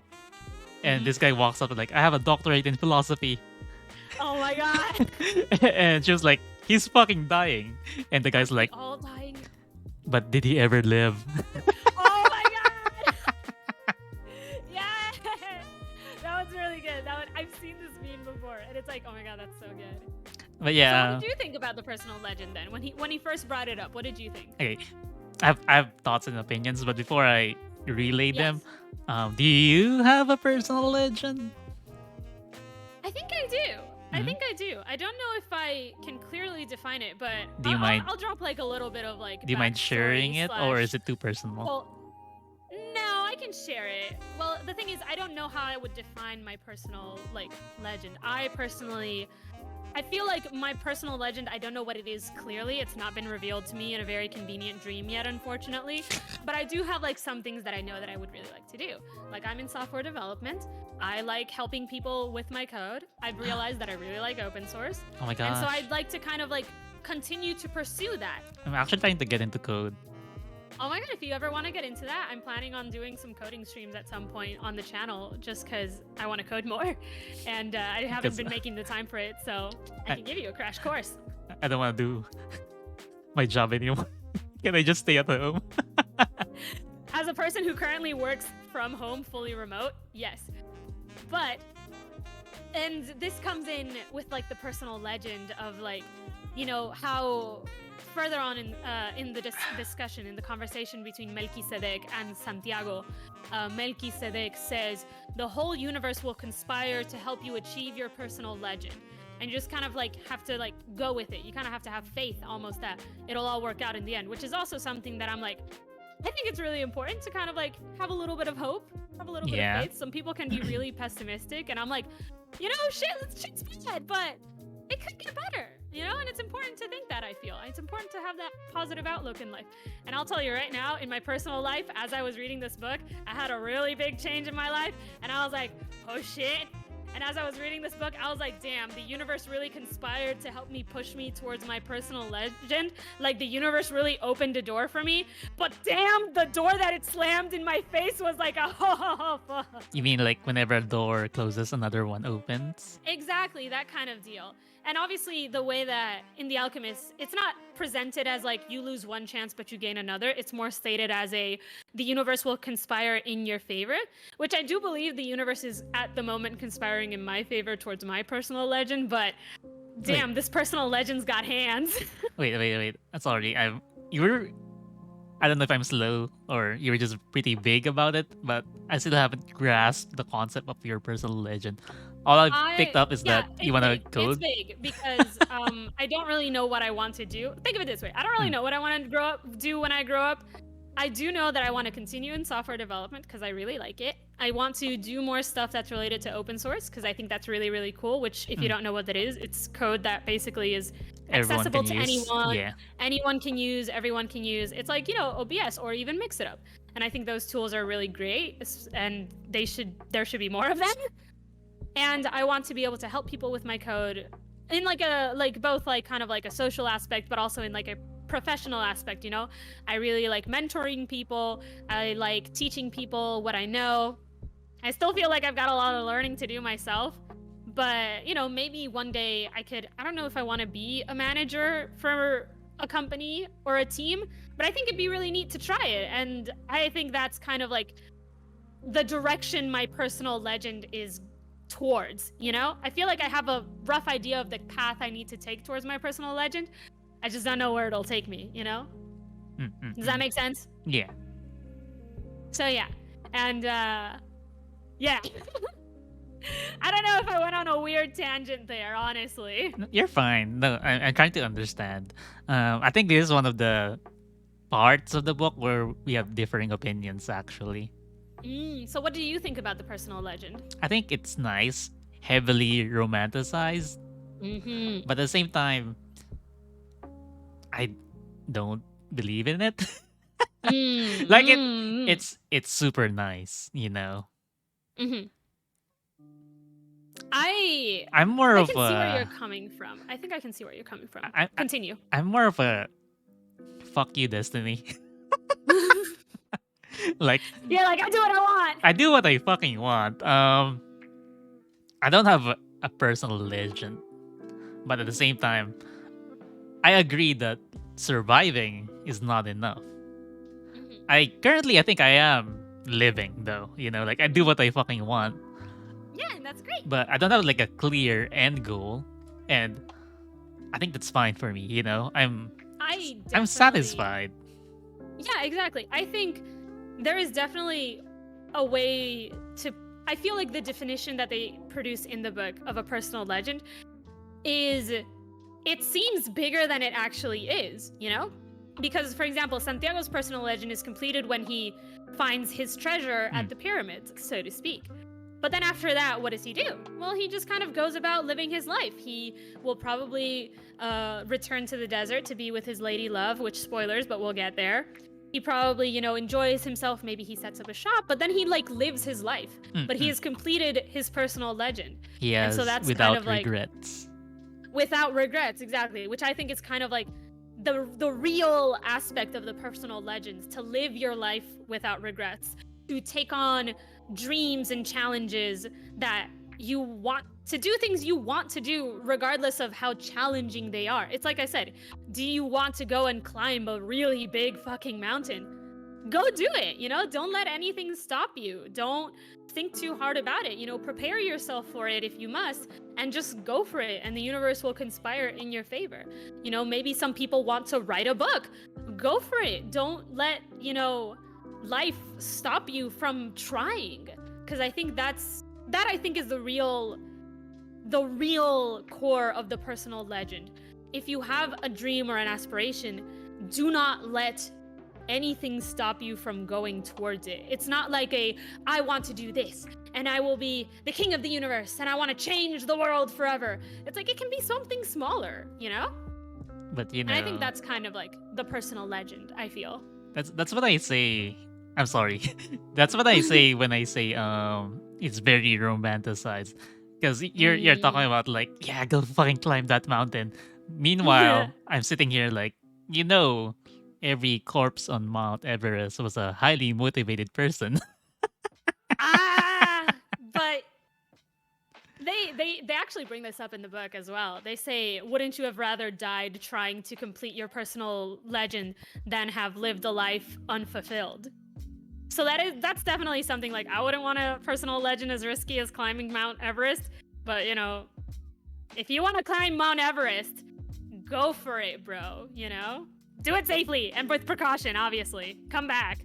But there are some aspects where it's like, Well, I'm guessing that, for Santiago, his personal legends like conspired. The universe conspired to like hand it to him.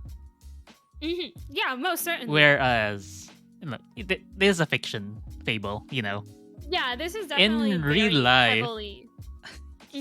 like I said, like you don't know what you can't clearly state what your No, personal yeah, for legend sure. is.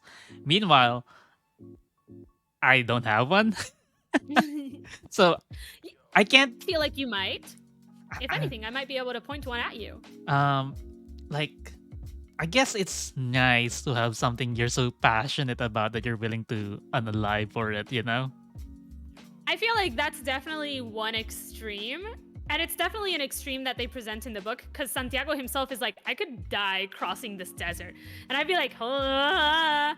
Which, if you read the book, it doesn't feel like that threatening as you like go through it, which is why I say this book is very much more of a fable than I would say a story. Because if you want to, because any other author writing this story, I feel would have made it darker and a bit like heavier on its tone versus this one has a much more lighter tone. Yeah, I think makes it, which I do see it making it feel more romantic in the way that you describe it. It's definitely written to inspire.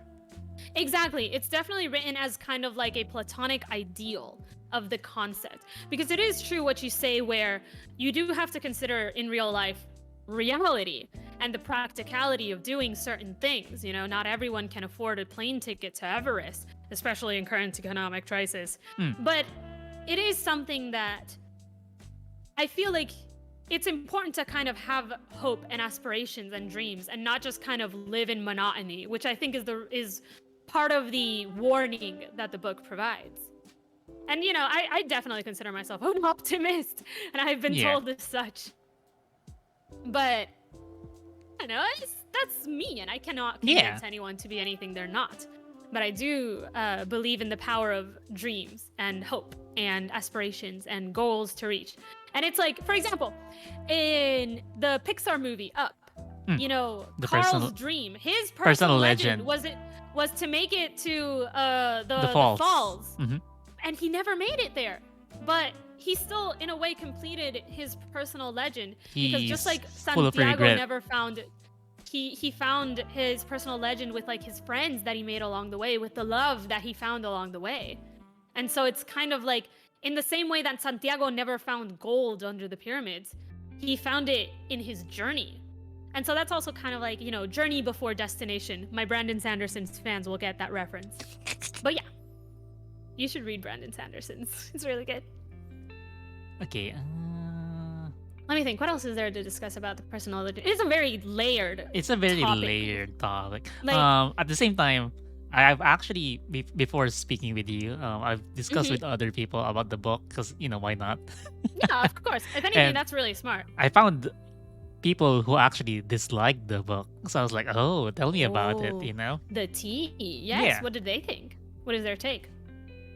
Yeah, some of them mostly, they're a more intense version of what I said, basically. Okay, fair. It's very not realistic, and yeah. But I want to share that one of the people I spoke to, had a very funny way of putting it. I would love to hear it. They said like, the notion of a personal legend is great, but the person that recommended this to me, who told me that it changed their life, was on drugs. And I sat there thinking like, holy shit. Actually, yeah. Oh my god. I can see people who are like fucking high really love this book. No, yeah. There is a lot of, because the book is so simple in its like description and so like symbolic in what it's trying to say. I can definitely see someone who's like high off their rocker being like, whoa, and like filling in the blanks. Yeah. Adding way more color to the narrative than there might be at first read. So I can definitely kind of see that. So I was like, huh. Oh, that's really funny, honestly. I thought they were gonna say something like, "Oh, the person who gave me this book definitely doesn't have a personal legend." And I'm like, "Eee." And that's the tea. Okay, I think we can come back with a personal legend later. For now, That's like that's the new like next reading. Neuromancer, maybe the grown up, personal legend discussed. Mm-mm. What steps have we taken towards achieving our personal legend? So the king So Santiago, ends up giving him 2 stones. which I don't understand if I'm completely honest. It's okay. I get it, and I also don't. They're basically a way of, it's fortune telling basically. It's a magic 8-ball. It kind of is, honestly. For me, the 2 stones, because I forgot they existed at one point in the story. Well, Because for me, it's like they serve 2 functions. Mm. One, as a physical symbol of the king Mm. during Santiago's journey, which is like, all right, cool, nice. If he ever, wishes to have the counsel of the king, he can just kind of hold on to that and just kind of meditate on it. And then the other one they serve is like right at the start where they fall out of his pocket and they like say, yes, As a continue reminder. your journey, basically. yeah.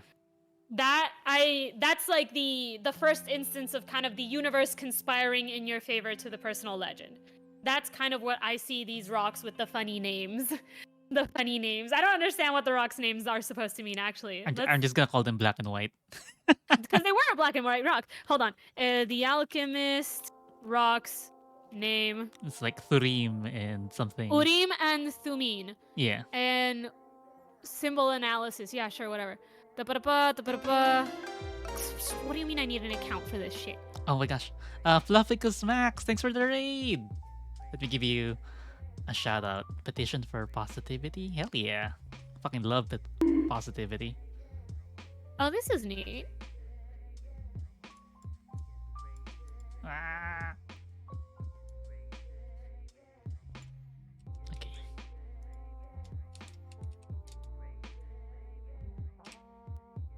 What were you doing? Oh, Little Nightmares. How was it? I've heard good things. I've never Little actually Nightmares is played. so good. I haven't actually Oh my played it, God. but I've seen like snippets. You've not played it, Soul? My man's. It You looks should fun. totally play it one. It's so good. It's very good. Hi, Raiders. Right now, me and Mels here are Hey, that's me. discussing. We're having a book club. Where We're having a book club. we're talking about The Alchemist. If you guys have read it, yeah, feel free to join the discussion. Ooh. See, this is why I'm not cultured enough for this book at times. Are you ready, Zol? Yeah, give me a moment. Yes. Sorry. Yeah, yes. I'm sorry. I wasn't sure. I can't see your chat anymore. I've closed it. Yeah, that's Because fine. it was causing problems with my computer. So I have no idea. But hi, Raiders of Zol's chat. Hope you guys have fun. Yeah. Little Nightmares 2, definitely on my radar. I'm glad you never played it before. Super fun though. Just finished it up. Congrats!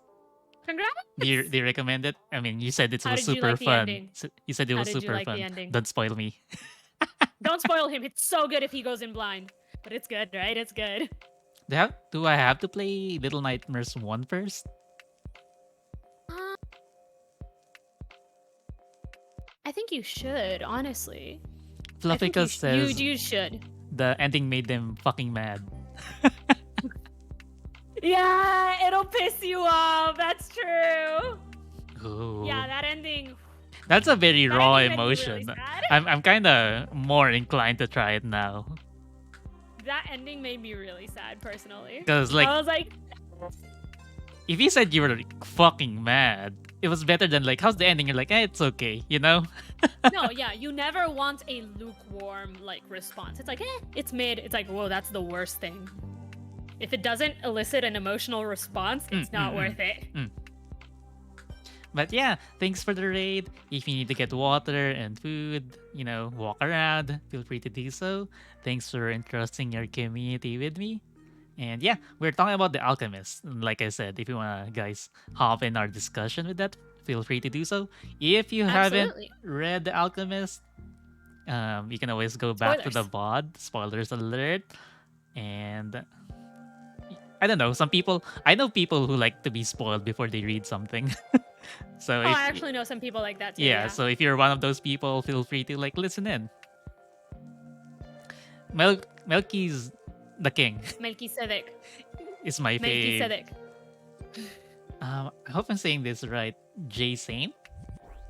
Yeah, yeah. Feel free to like stick around and talk with us. We're actually on Melchizedek right now. We're talking about Melchizedek. the black and white stones.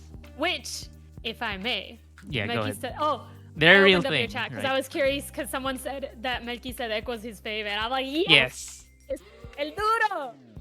So, Okay, go I ahead. have information. Yeah. So I googled what the stones Umin and Tuming are because when I first read the book, I was like, I don't know what these words are, but I feel they're important. And so apparently, the Uring and Tuming stones are two objects of an unknown nature, possibly used for divination, worn on the breastplate of a Jewish high priest. Yeah, And which as is we what read he in the was book- wearing. Which is exactly where Melchizedek got these stones from. He had them on his breastplate, his golden breastplate, and he gives them to Santiago. And these, as he said, are used for divination. They're Oh like my 8 gosh. balls from what I read in the book. It's Jay like said, Jay, literally before raid, that's what I said. He's Literally exactly before what the he raid, I was said. like, they're basically 8 balls. Yeah, exactly. And he's not wrong. And and if I may quickly also read a little bit of a quote here that I Yeah. pulled up as I was like trying to figure out what the meaning of these stones are. I pulled up an analysis of them, and so these stones essentially symbolize certainty and objective knowledge, because like I said, it's a yes or no, and it is ultimately presented it is him giving up his control and decision-making ability. Because if he's like, should I do this or that, yes or no, and throws the stone, he is relinquishing his ability to make decisions for himself. Yeah. Which is very ironic because Santiago himself said that he was absolutely going to make his own decisions. And Melchizedek also like agrees to this, that he should only ever make his own decisions, and that he shouldn't trust anything other than that. And so there's like an irony in giving him these stones, where it's like, here you go, the ability to not have to make decisions for yourself, but you should also definitely make decisions on yourself, because that's the only thing you can truly trust for yourself, you know? It gives And peace so I'm of like, mind. oh, that's true. Yeah, it's like a peace of mind, so to speak, that should it become too much for him in a way, he has an out, kind of, like a safety net in a way. I kind of love and hate the stones at the same time. They have like two purposes in the book. They're like there maybe for two scenes. I have no strong opinions towards them. Because he only uses them once. Mm-hmm. But at the same time, like you said, it's like him surrendering himself. And earlier I did say I'm a more of like a fuck you, Destiny kind of guy. Mm-hmm. Yeah, exactly. And I even think when he uses them in the start of the book, it's not even on purpose. Because he's like, I'm totally gonna go, right? Yeah, I'm totally gonna go on this journey. And he's like hesitant. But what really cements his like conviction is like the stones fall out of his pocket. So he doesn't even like intentionally use them.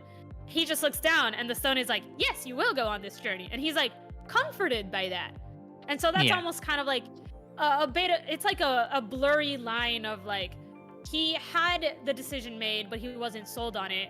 This universal, randomizer said, yes, you're gonna do it. And that kind of like comforted him to say yes officially. And that might be another moment of like omens that conspire to your personal mission in favor of your personal legend. Ugh. So I don't know. I have no strong feelings towards the stones, honestly. They're like fine. I like them more as a symbol of the king to provide Santiago comfort during his journey more than anything else, which is kind of their main purpose after that one moment when they're used. Yeah. For the desert trip. Yeah. So Yeah, for the desert trip. I want to say like I love and hate it because like it's probably inaccurate. Like he does just use it once, Mm-hmm. but that's not true. Like he actively uses it once, but he goes to the stones as like comfort, like you said. Like he doesn't actually use it, but it serves like as a reminder of like, hey, there's a bigger picture. You can't be Yeah, satisfied with just this. yeah, exactly. So And I think that in I hate it in the fact that their real purpose was only used once. But at the same time, I would hate it if he kept using the stones. no, if he kept using the stones, it would just become He, for this book, it would suck. it would suck. But I think isn't there what is that? Yes Man? It would just become Yes Man. You Yeah. know? It would become that movie. And that movie's like, it's alright. It's an okay movie. It was nice. I think. I don't remember it. Have you seen that HBO robot movie? Westworld. Which one? Westworld? I've never seen Westworld. Okay, I'm just gonna let you know that there's a character there that basically surrenders his life to AI. Oh, Like- bad idea. Like he lets this algorithm like control him, be the algorithm's puppet. Like every Are you word sure it's Westworld and it's not Black Mirror? Because this sounds like a Black Mirror. it's definitely episode. Westworld. Basically Okay. everything he does, because the AI told him like the best outcome will happen if he say these words. Oh So God, nah, I'm out. He's basically not even living anymore. Yeah, he's definitely not living. That man has relinquished all humanity long So ago. Ooh, if he like that's sad. kept relying on the stones, it'll be probably like that. Like Maybe that you're- miserable existence. Santiago won't be even his own person anymore. No, 100%. And yeah, no, that just sucks. That Yeah. just sounds really, really sad. And I think he would eventually, after a certain point, he'd be like cripplingly dependent on the stones because he'd probably generated so much misery following the stones that he's like, they have to at one point make me happy. They have to. Because if he doesn't believe that, then it's like, why has he wasted his whole life following them? So it's like, yeah, better to have them more as a symbol of the king than anything else, actually. Yeah. They serve more purpose not being used. Exactly. As symbols are wont to do, honestly. Jay says, I think my favorite lesson from Melchizedek was the happiness you get from learning from oil. From learning from oil? I'll be honest, I don't remember that. What do you mean? Was there an Learning oil from part? the oil. I'm gonna pull up your chat. The crystal merchant representing Oil fragility. in the spoon. The legend, yes. Was that the king who gives him that fable? It's the okay. So there was a fable. I guess it must have been Melchizedek, according to Jay, who says the fable of this. I don't know who the character was, but a character within this fable goes to a king, and he's like, "I want to learn from you." And so the king is like, walk around this marketplace with a spoonful of oil and tell me and come back here without spilling a singular drop. And then the guy does this. But and then he goes back to the didn't king without appreciate spilling a drop. the sights. And he didn't appreciate the sights. And so the king's like, okay, now go Do- back do it and look again. at everything and appreciate the sights. And as the guy does this, obviously he comes back and he was like, your marketplace is beautiful. The flowers are gorgeous. The stalls are incredible. And then when he comes back, the king's like, oh, and what about the spoon? What about the oil? The And oil's it's gone. The oil is gone. But the Yeah, that king was is like, nice. do you need me to teach you anything else? And the guy's like, no, No. I get it. Yeah. And I was like, oh, that's such a good. I remember that story now. It was really, really good. I liked it a lot. I thought it was really neat. It's about the The story's- balance of both Yeah, things. exactly. You have responsibilities, but don't forget about the beauty of the world. And vice versa. Exactly. I thought it was a gorgeous version. And I see that the crystal merchant representing fragility. I hadn't even considered that. I was thinking more of I think I was thinking of a different, thinking of the merchant in a different perspective, but you are totally right about, the fragility of the glass. And I'm like, oh, interesting texture we have added to the story now. Because I know every person Santiago meets represents something. Just some of them are a little bit easier to understand for me than others. Okay, So yeah, he goes on his journey. going back to Melchizedek. Yes. Yeah, so he sells his sheep. So he's like all in now. He's all in now. And And we begin oh our my god, I journey. fucking can't believe. Are you mad he sold his sheep? No, like it's part of the story, right? I'm mad that he gets there and it's like Oh, I- he gets. he gets there and it's like Yeah. I don't know Day one. I don't know how to speak the language.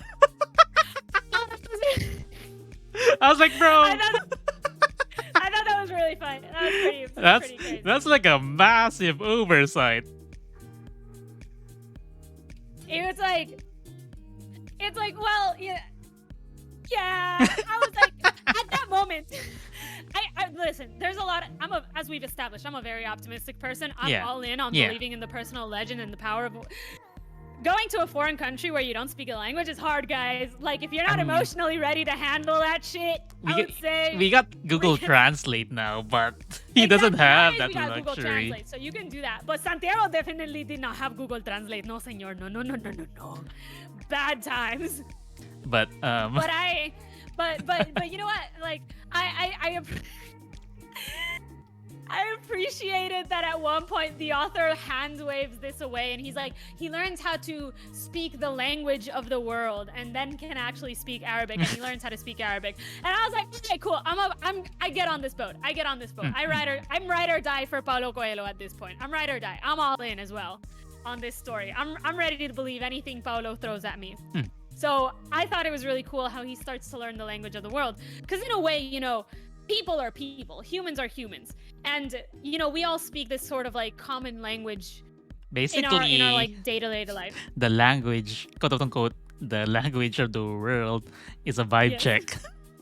He has to vibe check the world. And I was like, hell yeah, that's kind of cool.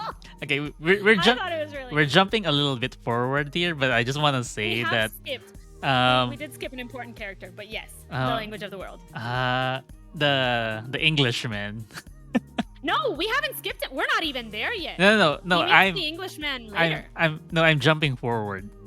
Yes. Oh, okay. Yeah. Because so the Englishman. Regarding the language of the world, like, Yeah. the Englishman can't understand the language of the world, which is also saying that he can't read the vibe of the room. Like, he really can't. He can't. I'm like, bro, you're being very English right now. He's being very British. Criminally. That is true. Bless his soul. This man was very unaware of the situation at hand at times. It was very funny. Okay. That's true. Do you want to add before we go back to the No, to the bar? I want to go back and talk about the thief. Yes. The first character he meets in the story. In the desert. The very first character maybe like second technically if you don't include the bartender. But like the thief and the bartender, and since he doesn't speak the language, he has no idea what's going on. I'm He's so just happy sad. to find Like, someone who speaks Spanish. And the minute he does, I was like, oh no. And then he gives him all his money, and I was like, no, phone and get it back, I was boy. like, I'm reading this. I'm like, bro. And then he gets distracted, and I'm like, baby boy, don't get distracted by material wealth on your journey to a wealth greater than anything you have ever known. Part of me Character journey. Part of me wanted like him to like meet the thief again, but he never does. I thought he was gonna meet the thief again. I genuinely did. Yeah. And I thought he was gonna be like, all right, you stole all my money from me, but you know what? Whatever. We've moved on from this. Peace out. Be better. But he never does. Something like that, maybe. Which is like cool. I appreciate. Like, that's the real world. That's the real world, kid. You lose your money, boom, orange juice. Like, that's life, baby. My heart aches for Santiago when this happens because you never want to get scammed.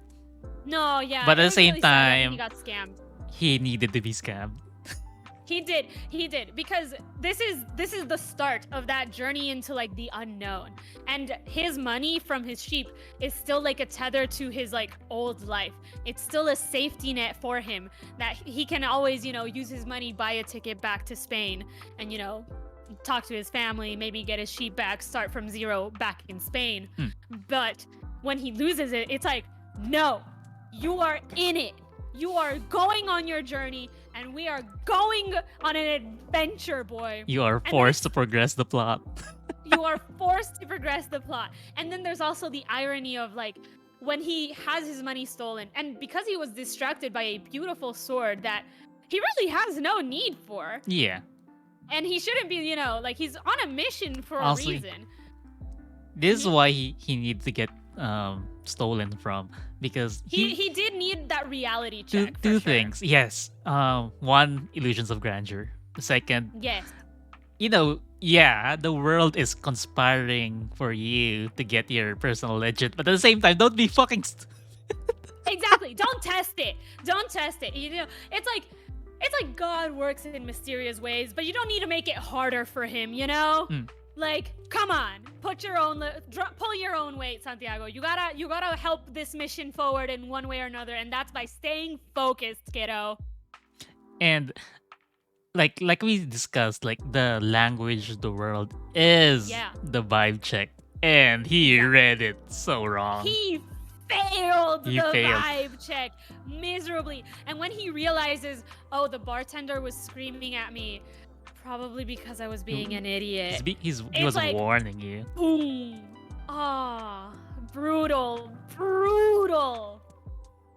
But it was a necessary L to take for Santiago. He became wiser and more worldly in that instant. And he even like recognizes it. He's like, you know what? If I turn back now, it'll probably be okay because I saw this beautiful desert town and it's very, very good. And I can definitely go back home. I have no money. Oh God, I'm stuck here now. This is the moment where the big fish in a small pond mentality like broke down. It evaporated in that instant. Because he like we were discussing earlier, me and Mels, how like, oh, I traveled all around I've seen Spain. everywhere in I'm such Spain. hot shit. Like I'm so the cool. merchant's Everyone just daughter stays in their town. fucking pining over me. Damn, I'm gonna win her heart just by showing up. I don't even remember her name. It's like, nah, Santiago, sweetie, no, you're gonna get got. No sir, no sir, no sir. So he gets stolen from. My man's not doing too hot. He's hit a low point. And who does he meet? At the top of a hill. On the top of the hill, no less. the crystal merchant. The crystal merchant! Whoop, whoop. Correct. Whoop whoop! Who also has his own sort of like struggles with, I feel, personal mission as well. Business He has is become not complacent. doing well. His shop is not doing too well. He's become complacent with his life, and he's like, well, who's gonna walk up a tall hill, put all this effort for crystals? And he's like, you know, he's definitely down on his luck. And Santiago's like, I will clean up your crystals. I need money. Give me money, and I will clean up your crystals. Give me a job. There was an so omen that's though, like- right? Like convinces the crystal shop owner to take him in. I Exactly. can't remember though. The crystal shop. Hold on. I'll try to. Okay, this is a page on the Englishman. I'm gonna do it, even though this is also something that I thought was really neat. How he's always like this. I opened the page to a random book.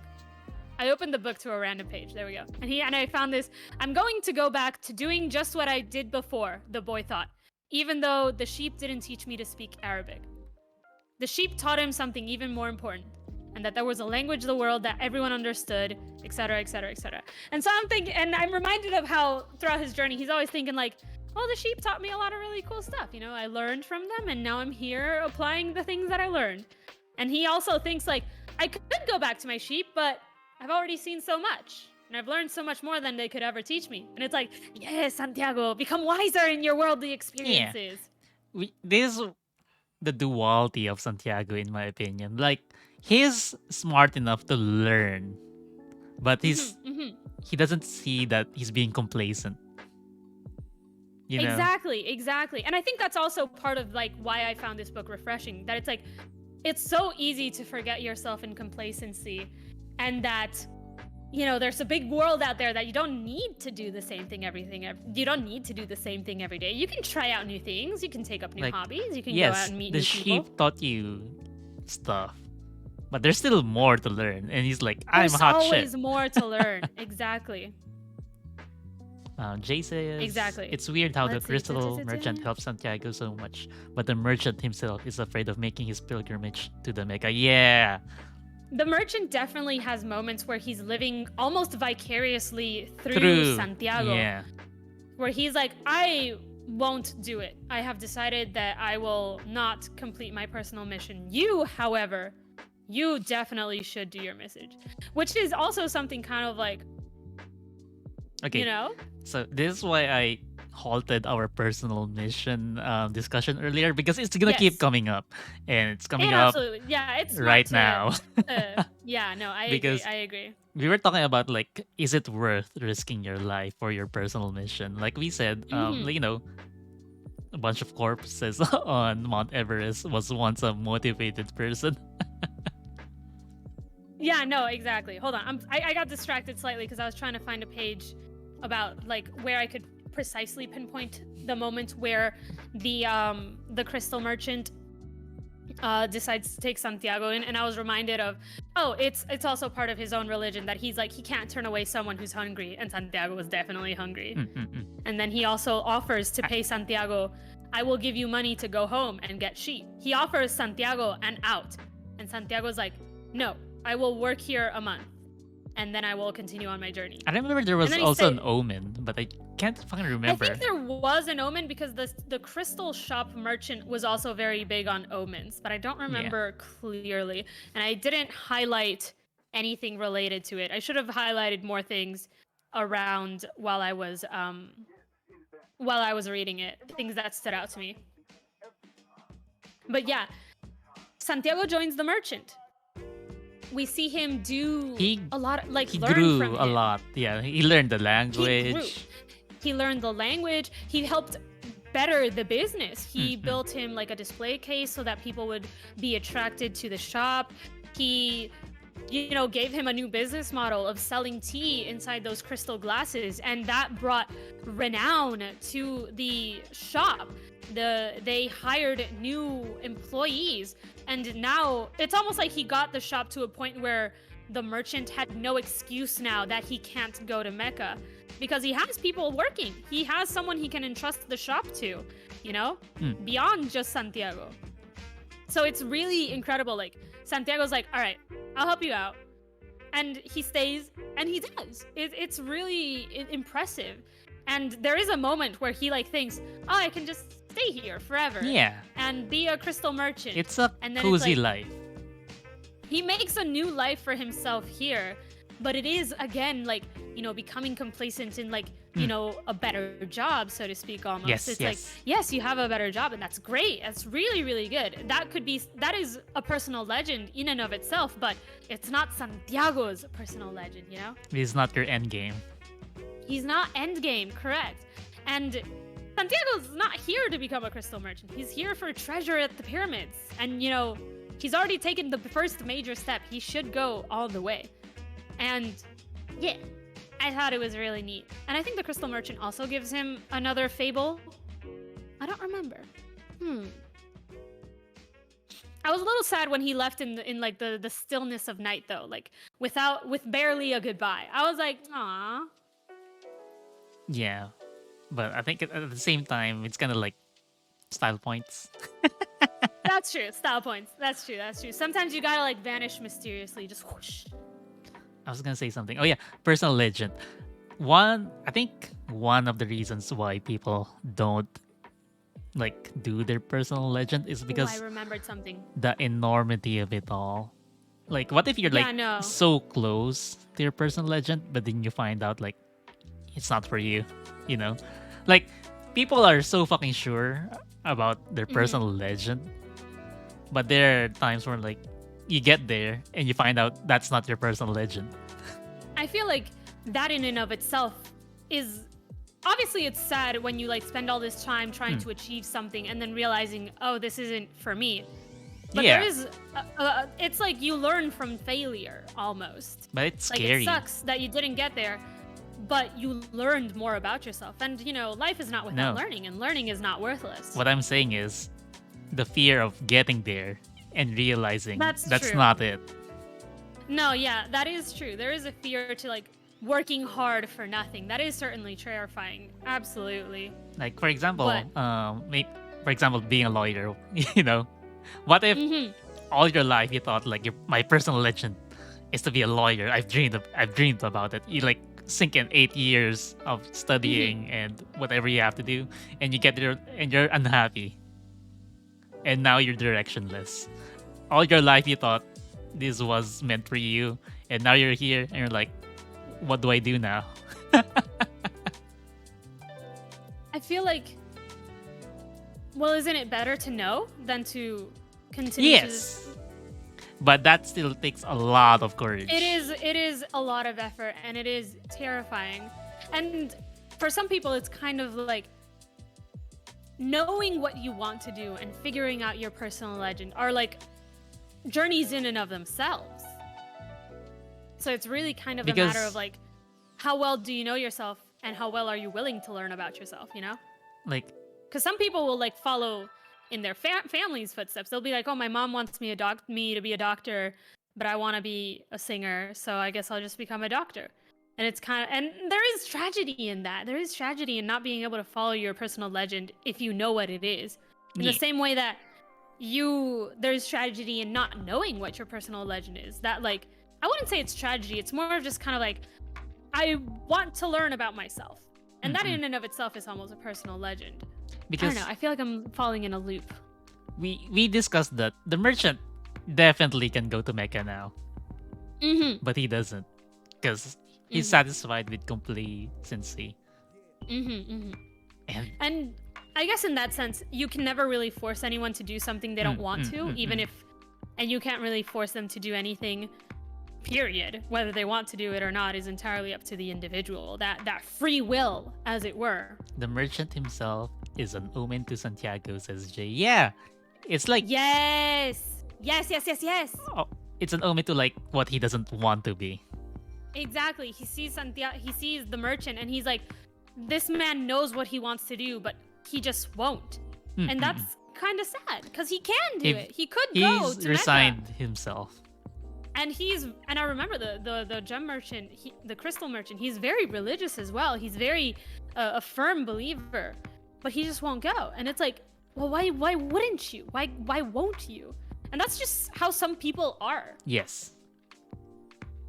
So yeah, it's like a dark mirror for Santiago, and that propels him forward, I believe. And this is the time when the stone slipped through his pocket, right? Because no, that was before. It only happened once, and that was right after he left the king in Spain. This is like once he's in the desert, they never fall out of his pocket. oh, I think I'm remembering it wrong. Because I thought when he got robbed, that's when he asked the stone. When he got robbed, because he was feels slow. for the stones, and he finds comfort in them because he's like, of course the thief wouldn't care about these random black and white stones, but Santiago knows what they are. Santiago knows that they are tied to the king, and that a king did come and speak to him and write down his name and the names of his families, which is also something that happened earlier in the book, which is very, very much a Christian reference. And there's a lot of those in this book. Because I thought, but they're important to Santiago, essentially. I thought Santiago almost like gave up because like I can buy more sheep with this money now. And then he sees the stone, Yes, that's and he was true. like, That's true. Yeah. He made more money as he like lived and worked for the crystal merchant, and he became very, very wealthy. like I can He go earned back. a lot of money, and he thought, I could go back. And then he But sees then the stone, right? And then he sees the stones, and he's like, I shouldn't. Yeah. I'm on a journey. He's reminded of the king. And then he obviously sees, the merchant in and of itself, and he's like, I don't want to end up like that. And I remember what I was going to say. When the king is telling Santiago about his personal legend and defining them, remember the baker in the town that they were in and how the baker was unhappy with his life. Santiago thought for a moment, oh, you totally could have lived your life traveling the world. But then he decides, oh, maybe I shouldn't tell that to the baker because then the baker would be really sad. And then he goes and lives with the merchant. And the merchant looks at one point, tells Santiago, you came to my life and made me sad because now I know that I can go to Mecca. And I can do this, and there's nothing but myself stopping me. But I'm still not gonna go. And that makes me sad. And then Santiago's like, ooh, I'm pretty glad I didn't tell the baker that he was making himself sad. But whoops, sorry, merchant guy. And so it's like, But they're different people too, right? Like I'm guessing the merchant guy is like on the crystal merchant guy is on the side that I'd rather have not known. But exactly, the crystal merchant is on the side of I would have rather have not known, and like he would have rather have never seen his shop. In a way, he's almost like, I'm glad my shop is doing well and that I've made more money, but at the same time, in getting these good things, I have become I have acutely aware no of my. excuse. I have no excuse, exactly. I am acutely aware of the fact that my unhappiness is because of no one else other than me. Me. And it's like the natural consequences of your own actions. Oh. It's the gold So yeah. from lead that led Santiago getting robbed, right? No, I think he willingly gave his money because he thought he was gonna get guided, right? Yeah, it's the money that he gets from selling his sheep that gets stolen from him. Which he handed. Well, stolen slash he gives it to the guy. He gives it to the thief who's like, I will be your guide. And Santiago's like, great! But this is a little sus. And then he gets distracted and he's like, I have made a mistake. But that's the money that gets stolen. It's the money from the sheep. But after he works for the crystal merchant, he gets more money. He becomes far wealthier. And then he's like, all right, about to head out into the desert. Peace. Enter the Englishman. Enter the Englishman. Yes, yes, yes. And with all of his fancy books and all of his fancy education and all of his fancy knowledge. And this is He the has first stuck his time nose- the alchemist actually gets referenced. This is the first time we hear the term of an alchemist. We hear about the profession, the mission to turn lead into gold. Whoa. Full Metal Alchemist fans in the chat, rise up, you know, wink wonk. They talk about the Philosopher's Stone as well. Yeah. Yeah, the Philosopher's Stone and what is it? The Elixir of Life. They talk about those in the book. And I was like, yo, I know these references. But yeah, and we meet what? I don't think the Englishman's name is ever described. He's only ever referenced as the Englishman. If it did, I forgot. Oh, he's the Englishman to both you and I, and as such, he will remain. And I found it really funny how Santiago's like, I will read your books as well to learn about alchemy. And then Santiago's like, these books suck. Yes. I was like, he didn't like it. And how I think, what was it? The Englishman has such a like complicated view of how the world works and how the language and the soul of the world works and how, It's like, the same as his alchemy books. works and whatnot. And it's all very, very complicated, but it can also be so simple that it is inscribed in an emerald. And Santiago's like, bro, I already knew all that from hanging out with sheep for like years and years and years of my life. What are you on about? And I'm just like, that is so beautiful. That's so ironic. And that's so funny. Because it's kind of like spinning your own wheels and thinking about things too much. That can also give you analysis paralysis. It's like, the Englishman is like, I've never tried to make the Philosopher's Stone, even though that's what everyone does when they're trying to become an alchemist. And I am trying to become an alchemist, but I haven't tried yet. And it's like, bro, why haven't you? You might as well try. What are you afraid of? So I actually like the Englishman part. I feel like it's probably one of He's the a great least eventful story arcs because there's a lot of talking. But at the same it's definitely, time, like, it has substance because the Englishman is like the books that the Englishman has. Like Santiago points it out, like these are unnecessarily all very complicated. there's a lot, and they're complicated, and they're heavy. It's a lot of weight for him to be dragging around with him through the desert. He probably has like an extra camel to carry his stuff, and it slows him down. And in reading these books and like over analyzing, he's ignoring the beauty of the desert around him that Santiago is like analyzing. Santiago is becoming more aware of the language of the world, the pattern of the flight of the hawks, the winds, the desert, the sand, the dunes. And the Englishman is like stuck his nose in a book, and it's like, bro, you're missing out on the world around you. Jay's correct here. He says, knowledge isn't only from books. Exactly. Knowledge isn't only found in books. Yes, correct. And that's kind of the Englishman's like main symbol. That's what he represents. That's the Englishman's fault. Exactly. That's his fatal flaw, that he thinks that you can only find it in books. And it's like, no, Santiago learned so much studying his own sheep and walking around Spain. Yeah. And there's so much he could learn. It's like intelligence versus wisdom, It's like, there's so many ways to be smart, There's so much to learn. It's like, wow. part of why I like this arc is it just Yeah. came so easy to Santiago because he already knows how to learn based on the sheep, and he's just Yeah. applying it to the camels and the caravan. Exactly. It's like he knows how to vibe check sheep. He can probably do the same for camels in the desert. And he even like recognizes other people do it with like their guides in the desert who have also learned to speak the language of the desert, and he finds kind of like almost camaraderie with them in like that one specific desert lead that he kind of becomes friends with. And it's like so fascinating. I'm like, whoa, he's found people who have also similar to him learned the language of the world, learned the language of the desert. And I'm like, wow, that's so cool. But all is not well in the desert, no, is it? No, there's There's a war. threats. There's a war. Oh. And that's scary. I was like, oh shit, there's a war going on in the desert between tribes. Oof. But yeah, So during the trip, Santiago learns a lot from the environment. he does. But he learned something from the Englishman as well that don't overcomplicate things. Yeah, he really does learn. Hey man, don't stress it. Keep it simple. But the Englishman's like, no, it's you who doesn't understand.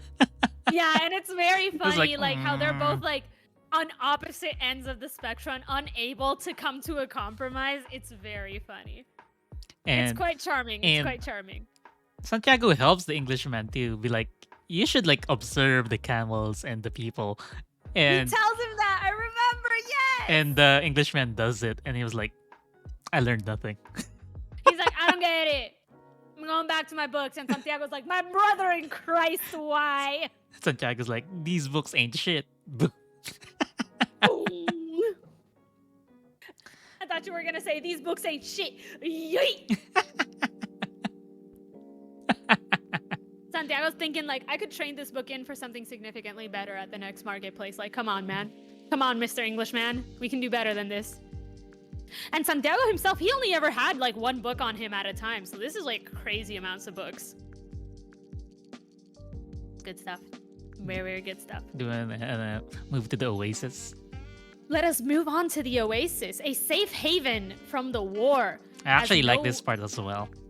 I thought this part was fascinating. I thought it was so interesting how we had, like, first of all, the rule of, like, yes, there is a war. We're going to wait out the war here. We're going to wait out the fighting here because you cannot bring weapons into the Oasis. It is a safe spot from the war. Neutral it cannot ground. come here. Neutral ground. Thank you. Yes. And then we meet, what's her name? Do you remember her name? The one. We don't meet her first, but we hear about the Alchemist. Yes. And I think it's really funny how the Englishman is like, come on, Santiago, let's go find the Alchemist. Yeah. And Santiago's like, my guy, what? I'm just here to chill.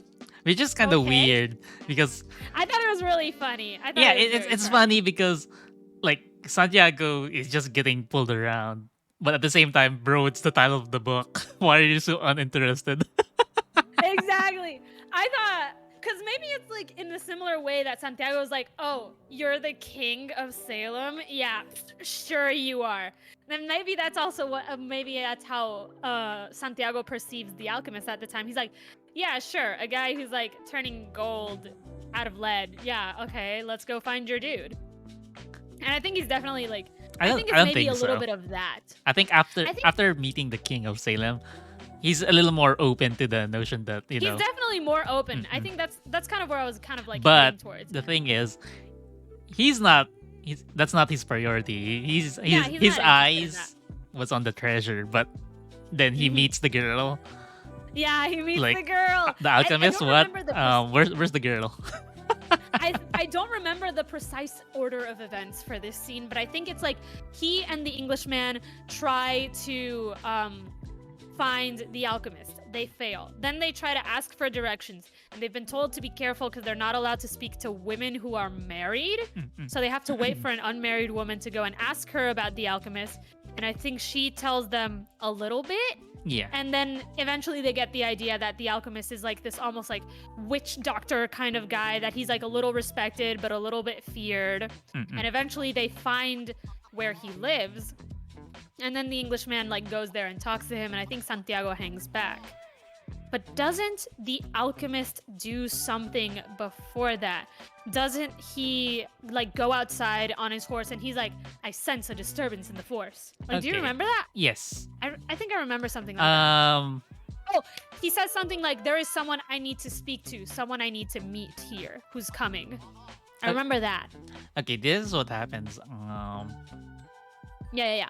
They get to the oasis, Mhm. and the Englishman's like, you talk the language better, so let's go ask Oh around. yeah, that's true. And they learn about you're not allowed to talk to married women.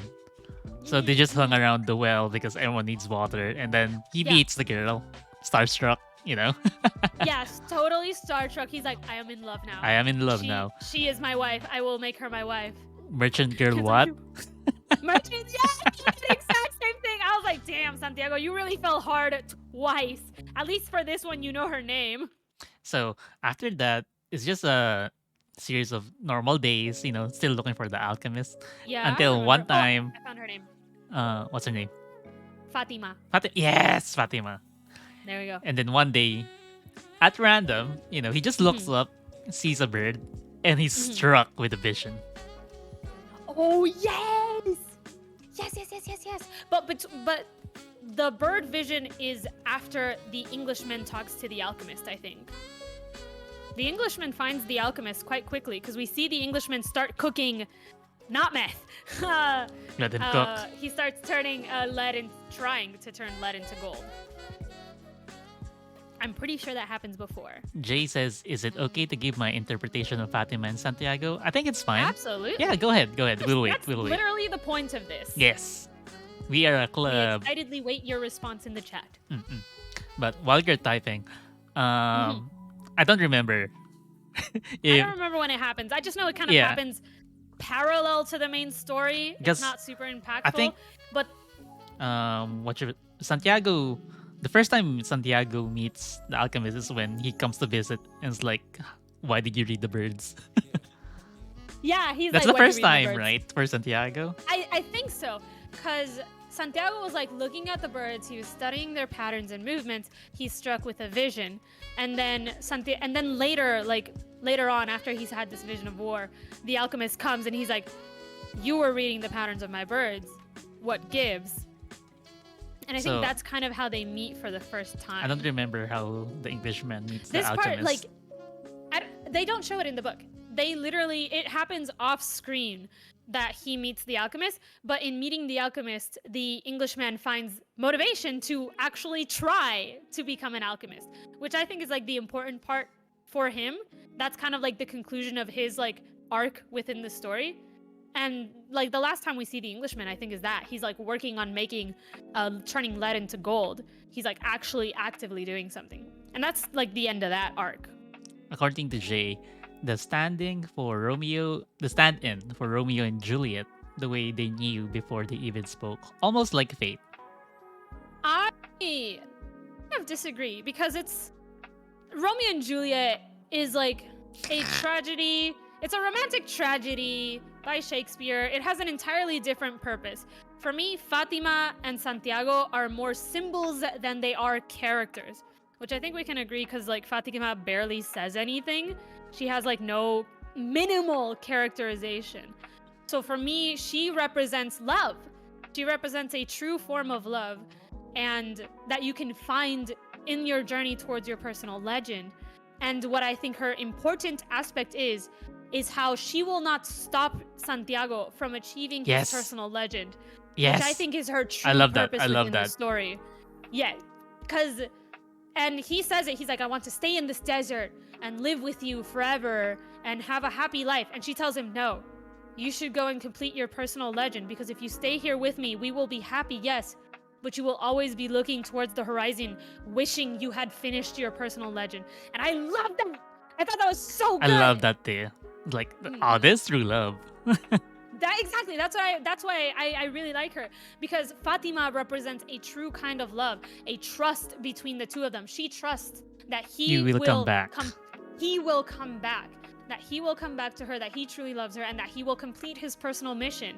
And that's that's great because love isn't possessive.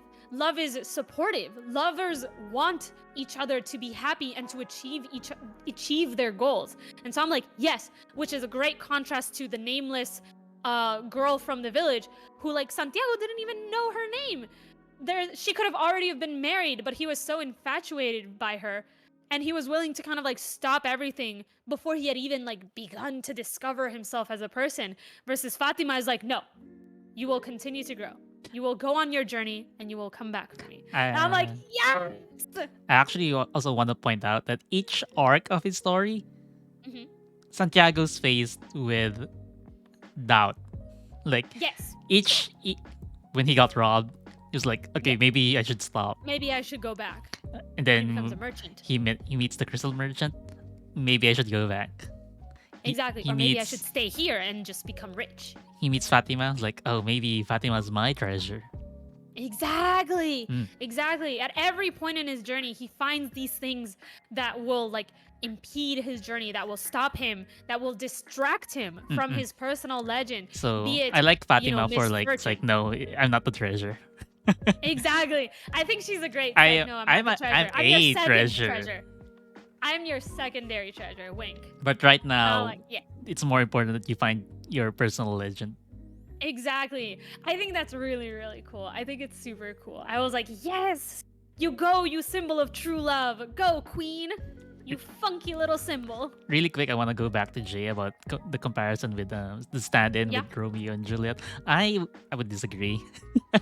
Yeah, I don't really agree with the Romeo and Juliet stand-in. I feel like Romeo and Juliet don't work. I feel like that's not a fair comparison to make, you Yeah, know? okay. I feel like what Romeo and Juliet set out to do with their lives is entirely different from what Fatima and Santiago do, because your point is how they kind of fall in love and know that they are true love before they've even like kind of met. And I feel that that's true in the sense that, you know, Romeo and Juliet had the same experience. It was like love at first sight. But these are two separate, call them stories, where The Alchemist functions more like a fable. There's like a higher bar of suspension of disbelief.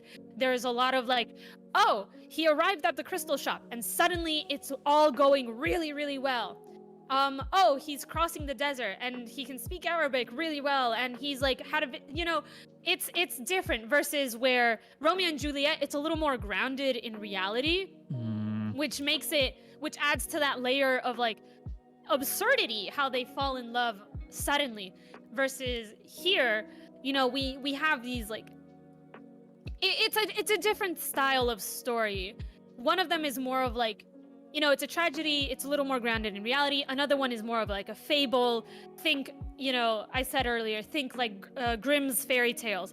Think like a Cinderella or God, what's another Grimm's fairy tale? Little Red Riding Hood, you know?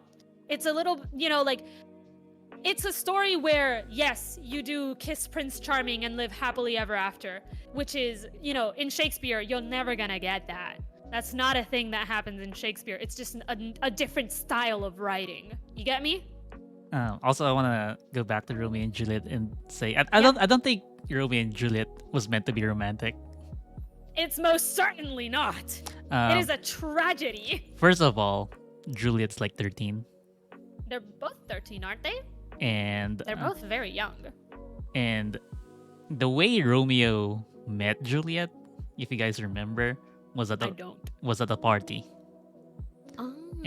and Romeo was in that party because he was looking for his ex, which is Oh yeah. Juliet's cousin. Oh yeah. She's the only one that survives, basically. Which honestly, good for her. And he scans the room looking for the ex and sees Juliet. Is like, oh. I like that one more. And It's like, wait, that one's better. the reason why Romeo and the ex's relationship was strained was because the ex won't put out. Went without Romeo? Is that really why they like? The ex was like, no, I'm not going to this party without you because you suck.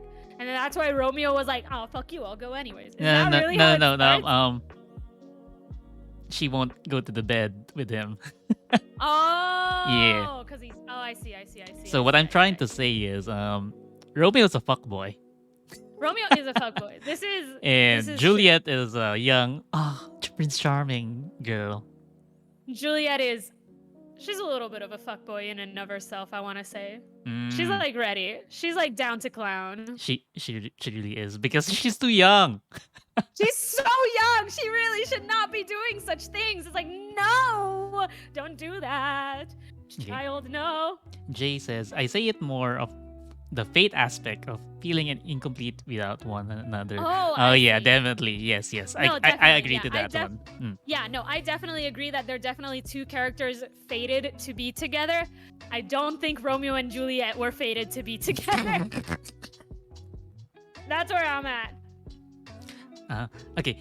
I actually like this for the Englishman. I don't remember when he spoke to the Alchemist, but I remember the Alchemist speaking to Santiago about your personal legend. You have to go to the pyramids, Yes.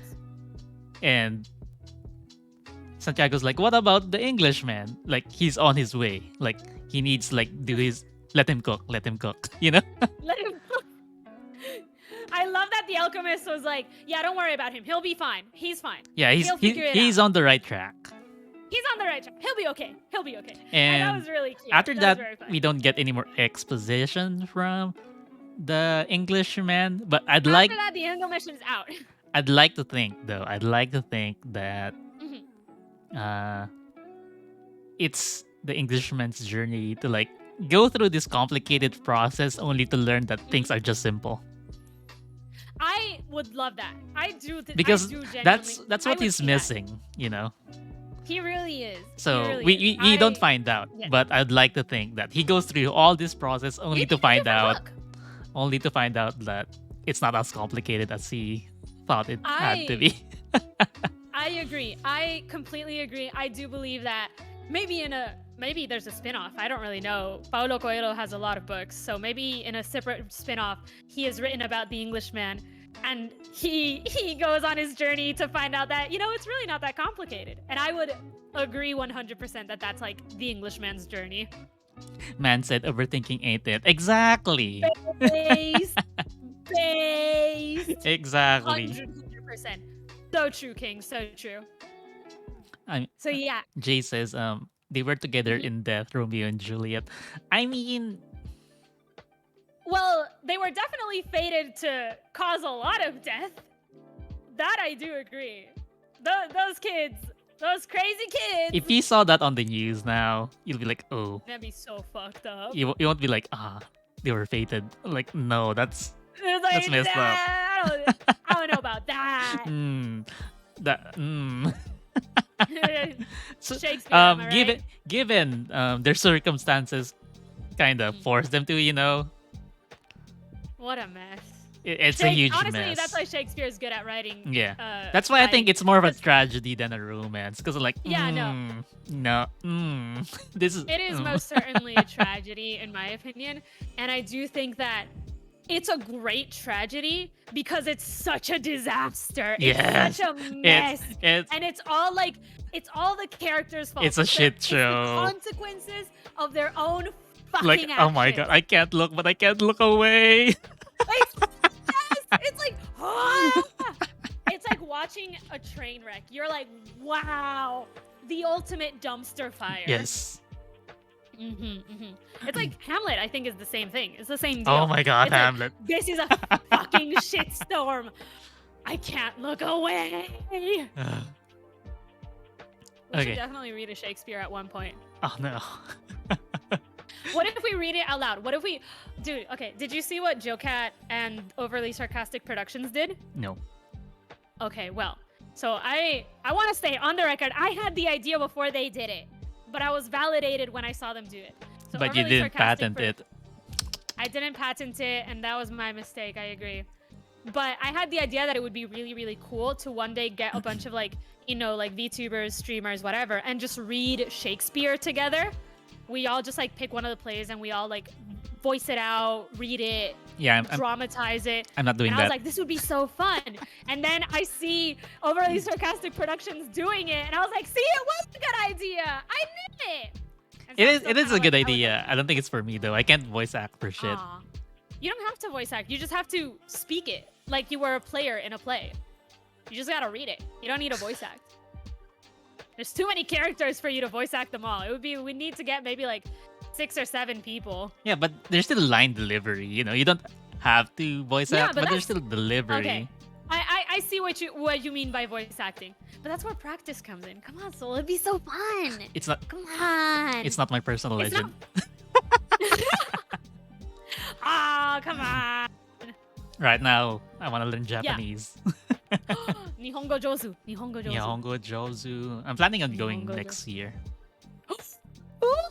すごいね。 Wanna come? 日本語を行きます。 Wanna come? Wanna come? Wanna come? Wanna come? Wanna come? Yeah, absolutely. You just let me know. We'll show up. We'll rock up. We'll meet at the airport. It'll be great. Anyway, the Alchemist. So the alchemist decides to test Santiago. The alchemist is like, you are the one I have. Oh been waiting for." wait. I wait. He read the birds, and then he warned the people. Yes, fuck. You're so right. I am so sorry. I This- skipped a massively important. This is very important. He reads the birds. He has a vision. What is the vision? War comes to War. the oasis. The law is broken. The neutral ground is destroyed. Death comes. And Santiago's like, oh shit. And And so the alchemist is like, why'd you look at my birds? And he's like, well, I had a vision. wait. I think that's the order of events. Before that though, he goes to the caravan leader. Oh, And- does he? Yeah, it's like, hey, I had this vision. Mm-hmm. Yeah, the alchemist is the horseman. No.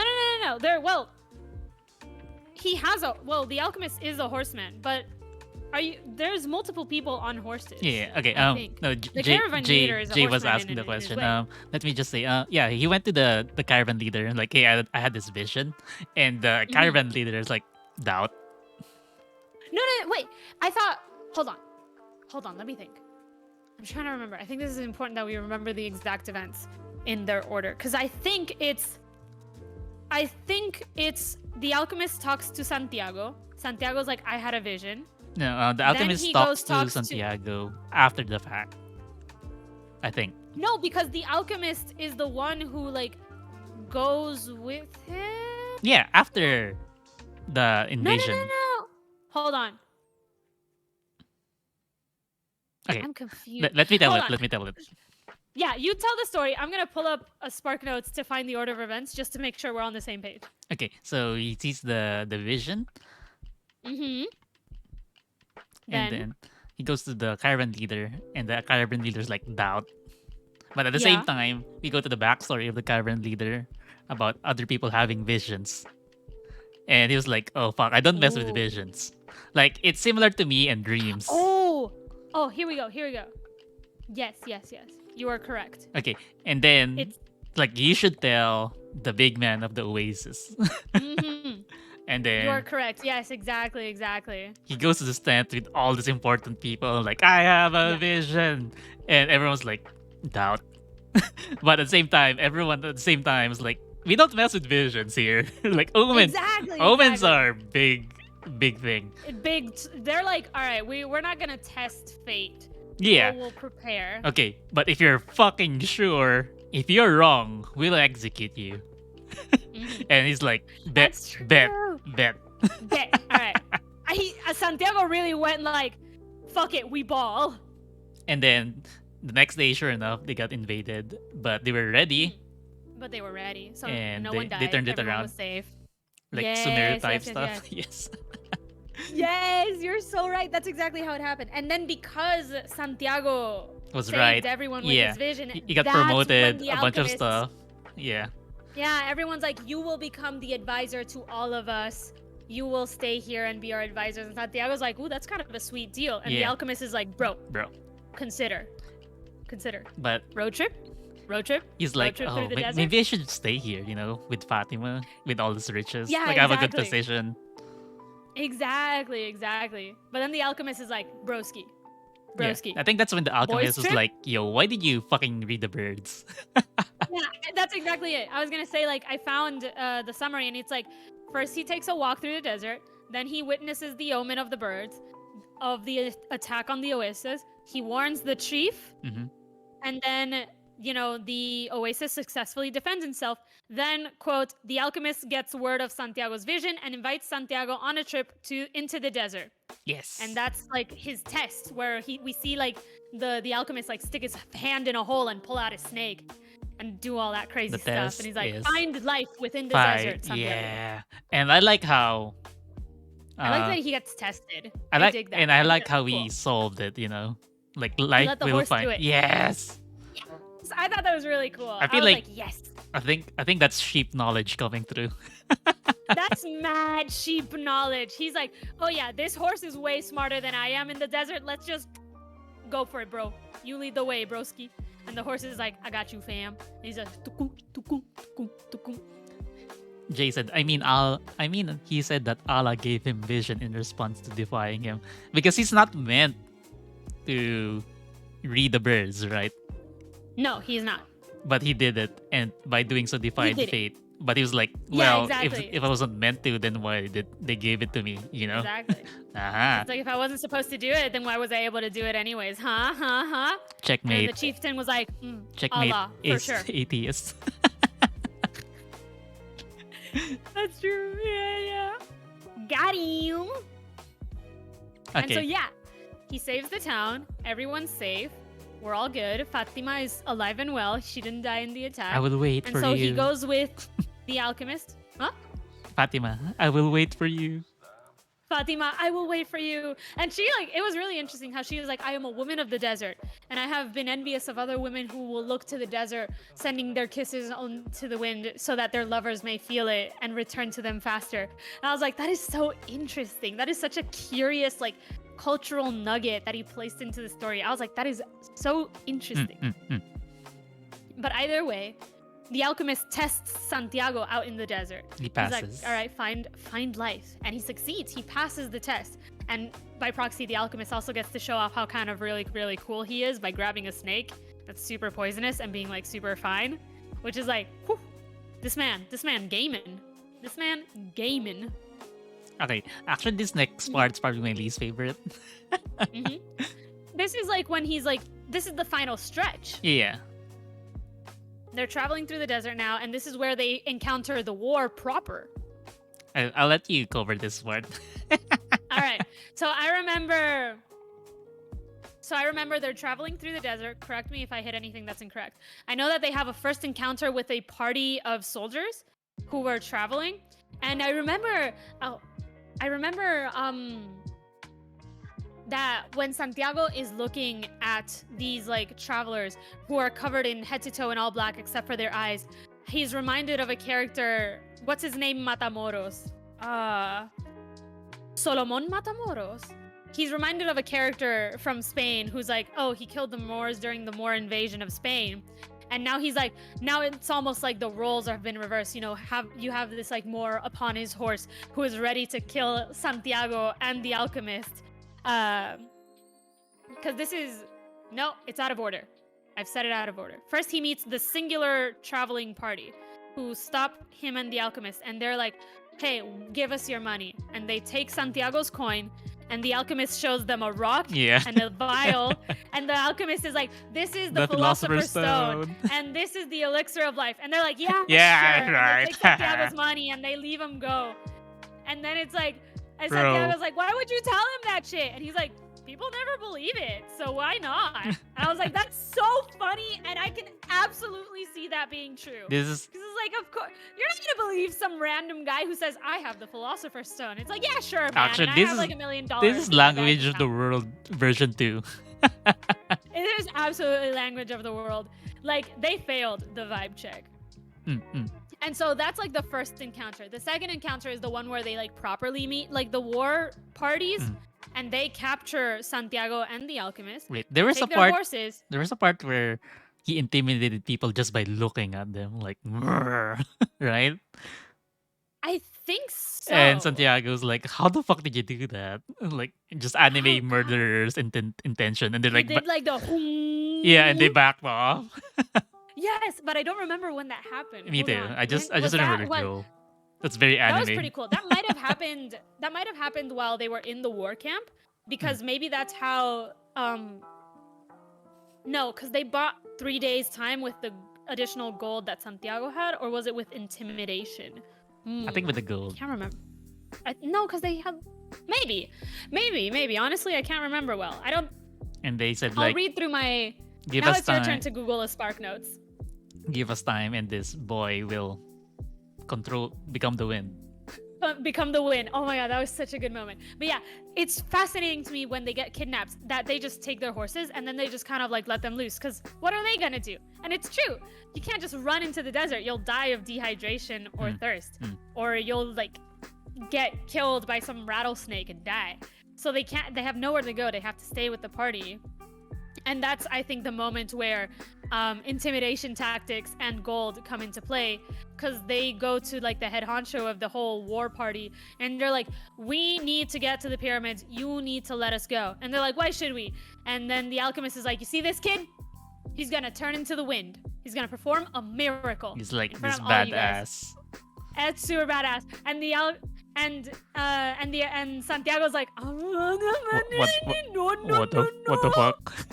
He's like, broski, why are you throwing me in the middle like this? Why don't you do a miracle? You're like the cool alchemist and shit. I'm like, And the alchemist is like, this kid's gonna do something really cool. well, Bet. why should I do it? My life's not in danger. Exactly. Yeah, that's exactly it. That's The kind of alchemist, like, that's kind of dick move, to be honest, of the that alchemist. is a little bit of a dick move, Like, but it's also like kind of like tough I love. offer Santiago as sacrifice. He really did I throw no, Santiago under not the I bus. offer. I volunteer Santiago. I volunteer Santiago. I And volunteer Santiago's for like, him. "What?" Santiago's like, what? How could you do this to me, bro? And I think that was really funny. And oh god, he really does say like, I am not in danger. I can already turn myself into the wind. Now you gotta figure that out. Yeah. And it's very like, it's kind of like tough love. It's like throwing someone in a pool and be like, swim. Or like putting someone on a bicycle and being like, go, figure it out. It's like a little At the bit of, same like, time, you the gotta- alchemist like 100% knows he can do this. Exactly. The alchemist fully trusts in Santiago and fully believes that he is ready and has learned everything that he needs to know about like alchemy and the language of the world. And so he's given 3 days to figure all this out. And Santiago's, like meditating. He's like looking at nature. He's trying to figure out. He's panicking a little bit. And eventually, he's taken up again to the top of a hill with the whole, the main dudes, the guys in charge, to perform his miracle. And just kind of looks out and he begins to speak into the language of the world. And this part goes so hard. This part's so fun. Because he speaks to, I don't even remember the order of events. I think he speaks first to the desert. And the desert's like, I don't know how to turn you into the wind. You need to speak to the wind. And the wind's like, well, I don't know how to turn you into me. You should talk to the skies, the heavens above. And he talks to the sun. And then the sun is like, well, I don't know how to turn you into that. You need to speak to the hand that created all. And that's like, this like God. big transcendental moment. He speaks to God, basically. And it's really cool because you see like all of these elements of nature that Santiago communicates to them. And to all of them, he says something kind of along the lines of, Love. I think for wind, he's like, yes, you are the wind and you love to travel, but you've never known true love. Let me show you how it's done by turning into the wind. Something like that. This part's hard to recall in detail because of it's how hard to describe because of how what's the word? there's like a lot Abstract. in it. It's very abstract. Dense. It's very abstract and it's very dense with symbols. I remember, like, one of the parts that I do remember quite clearly is how the wind helps Santiago speak to the sun by creating this strong current, which reminds Santiago of like that strong wind current that he felt all the way at the start of the book. Yeah. Which the word eludes me at the moment. And speaking of, we haven't even mentioned the word muktab, I think it's pronounced, which is it is written, which is something that the crystal known. merchant, it is known, it is written, it is because it is. Motif. I want to say the wind is not a motif necessarily. The word is certainly a motif, I think, of the story. Don't take my word for it just yet. I need to think about that a little bit more. But how the wind generates that like current that he felt in Spain all those years, maybe years now at this point. It's been a long journey for Santiago. But it's like, he creates this like current of wind that he's felt in Spain. He is in it now, in the middle of it, causing it. And that is what allows him to speak to the sun without going blind. And it's almost like all of these elemental forces piling on each other to help him reach this pinnacle of like enlightenment, with like speaking to the hand of God, being fully in sync with the complexities of the world, and realizing that yes, they are so simple that you can write them on the inside of an emerald. And then when the winds die down, he is standing on the other side of the camp. And I'm like, yeah, that's so cool. I think part of the reason why I don't like this part, because I think it's too fantastical. I think it was too fantastical for me. Because I'm like, he's talking to all these elements, and I'm like, bro's having desert fever. No. I thought it was really cool. I thought it was like, yes, he has ascended. He has reached the pinnacle. And again, we have to remember, like, all the like symbolism that like is densely packed within the story. How very like Santiago's very clearly like a little bit of a Jesus allegory. He's got to perform a miracle at one point or another. This was that moment. Plus, it looked really cool. Like, in the way that I imagined it in my head, it's so cool because it's so simple.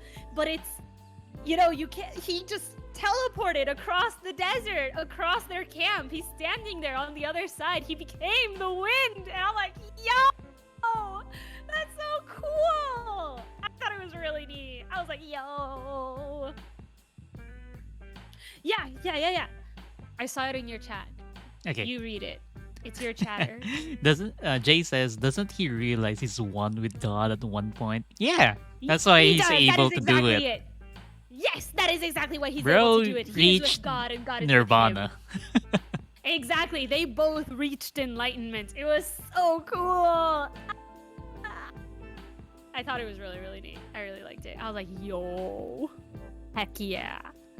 I do like the part after this, though. What? I do like the part after this. Yeah, after this, it's like they go to the monastery. Yeah, they go to the monastery. The guys, the warriors are like, all right, yeah, no, you can go. Peace out, man. Off you pop. They go to the monastery, and they meet like a friend of the alchemist. And the alchemist is like, hey, can I borrow your kitchen real quick? Let and then him he cook. like turns. Yeah, so he can. Jesse, we have to cook. Santiago, we have to cook. He turns lead into gold. And he turns lead into gold in front of Santiago, and Santiago's like, can you teach me how to do that? And then he's like, no, I just wanted to prove to you that I could do it. Here's a piece, though. He gives him a piece of the gold. I love this part. It's like, why are you giving me this piece? No. He's like, he gave another piece to the monk. He was like, he's gonna come back, bro. Yeah, he splits it, I think, into like four pieces. Yeah. He gives one piece to Santiago. He keeps one piece for himself. He gives one piece for the guy at the monastery, and then he gives another piece to the guy at the monastery for like Santiago. He's gonna get robbed again. In case Santiago comes back, here's a little something extra for him. Just in case. I love this part because like what's funny. bound to happen twice is bound to happen thrice, right? Exactly. I was like, it's like I love sayings. I was like, saw yo, him. I've heard a version of this somewhere, like something like trouble comes in threes or something. Yeah, exactly. It's always threes. It's always threes. Three is a very powerful number in writing and literature and everything. And it's so funny because like Santiago's like, wait, I wanted to learn how to make it. And he's like, you're going to be rich now. Don't worry about it, bro. You don't need to learn this and you'll figure it out on your own at some point. And Santiago's like, fine, I guess. I'll figure it out. Whatever. It's cool. Santiago. I'm an alchemist now. We need to so I guess I can do it at some point. And then they like go their separate ways. Santiago goes to the pyramids, and he has this like moment of like, I did it. Yeah. I made it to the pyramids. I've succeeded. And he like cries. And I think that at one point, is it the wind that tells him, oh, when you get to the point of the when you stand at the spot and cry, that's where your treasure will be.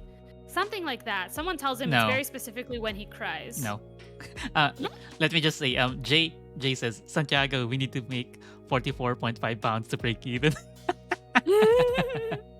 Okay. No one explicitly tells him. Like, he gets emotional, he cries, Yeah, and then when the drop hits the ground, he just sees the beetle. he just knew instinctively, like, this is the spot. And he just digs. He also sees a beetle on the ground, Yeah. and he is reminded that beetles are a symbol of God, and that's when he starts digging.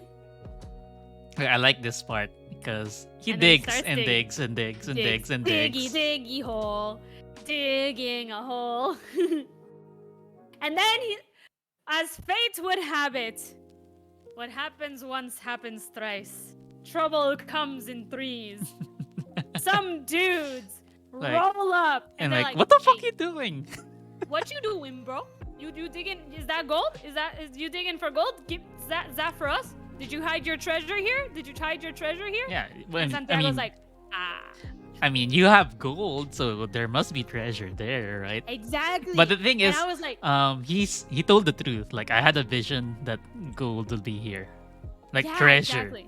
Like, okay, go for it, Exactly. and he keeps digging. I mean, Exactly. they beat him up, and No, that's out of order. That's out of order. You're out of order. okay, They see him digging, and they're like, "Oh, he's digging for his stash. Where's your stash? Tell us where your money is." And then I think that's when they like beat him up. And he's like, "I'm digging for treasure. I had a dream. I had a vision that my Yeah. treasure would be here." And that's when they're like, "Oh, this guy's just an idiot." And they like leave him there, beaten and bloodied. didn't they like and then one of the make him guys dig leaves more? and comes back. What? Didn't they let him dig? Yeah, I think they saw him digging, and they like that's when they started to like harass him, or maybe they let him dig more 'Cause- and then beat him up. Because they I'm saw not- that he had gold on him. I was like, oh, maybe he has more. No, they beat him up. Then they take his gold, which is like the fourth that he had gotten from the Alchemist. Yeah. And then they're like, "Where's the rest of it?" And he's like, "I'm digging for my treasure that I saw in a vision." And then they're like, "Yeah, sure, whatever. Yeah, this That's guy's got achiever. nothing else." Exactly. And it's similar to how with the Alchemist, he's like, "Yeah, this is the elixir of life." They're like, Yeah. "Yeah, sure, you have a great treasure buried under here." And then they leave. And then the single most this part. holy crap moment. The guy, after beating the shit out of Santiago, he leaves, Hi, comes Iceman. back, and he's like, "Hey, listen, guy. You know what? Go home. Don't bother digging here for treasure. You know what? I had a dream where I saw a treasure buried under a tree, a sycamore tree in an abandoned church in Spain. And I'm not stupid enough to go and dig that Wait, shit up." it was more specific. Obviously, Like, it's and there fake. was like a shepherd sleeping on it. Yeah, he was so He was so specific. specific. It was so specific, and Santiago's like, "Oh, that's me. Oh, that's me. That's me." He's not even mad. He's not even mad. He's not even mad because he's like, "This man beat me up, but gave me the exact coordinates of where my actual This is- treasure is." This is 'Cause Santiago actual had been divine digging already for a comedy. while. It was such beautiful irony, such cinematic irony. The cyclical nature of this story was so good, and it's like, how do I can't even put it into words. It was incredible. We see Santiago go back to the very first church that Okay. we see him in. That's where he wakes up at the beginning of the story, basically, and it's like, what? So I think two people will either like or hate this ending. One will be like, it was there all along. Like, what? Why? Yeah. Why would you even have to go? But there are people like us that like it. Like he needed the. It's They the actually- journey. You know, he needed to grow. Journey before destination. And also, they recognize the people who are like, "Well, why didn't you show me the treasure down here before I went on this journey? Why would you make me suffer through all this?" He asks Exactly, the this journey. to the wind, and the wind says, "Yeah, but the pyramids were beautiful, weren't they?" Yeah, And Santiago's like, they "Yeah, were. they were." It's They the were. oil thing again. It's the oil thing again, exactly. It's the journey, you know, seeing and appreciating the world you live in. And then he like digs everything up, and I'm like, yes, and the people you meet along the way. And it's Yeah. like, He went from And then big it's- fish in a small pond into like still a fish in a bigger sea. But at least now Exactly. he knows. he's like become acquainted with the sea, and he's going to continue to explore it. He knows probably. he hasn't fully explored it yet, but he knows he's not hot Exactly. shit. But he's Exactly, kind of become cool more right now. humble. Yeah, he's pretty cool. He can talk. He can have a casual conversation with the wind. That's pretty cool. It's very cool. And he finds all those like ancient Spanish coins, and he's like, "Oh damn, I gotta give a tenth of this to the gypsy woman. Damn, she got a good cut." I Yeah. was like, "That's so cute. That's really really funny." I like how And at it's the end, just good. Mhm. Fatima was there, like smiling at him. Oh, I was and like, he ah. felt the kiss that she sent her. I was like, that's so romantic. That is so, so sweet. That is so tender, so beautiful.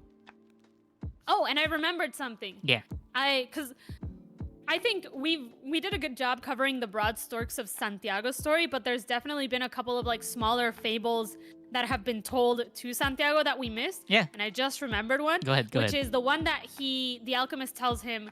I don't remember if it's right when they split after leaving the monastery. Like the alchemist goes one way, Santiago goes the other.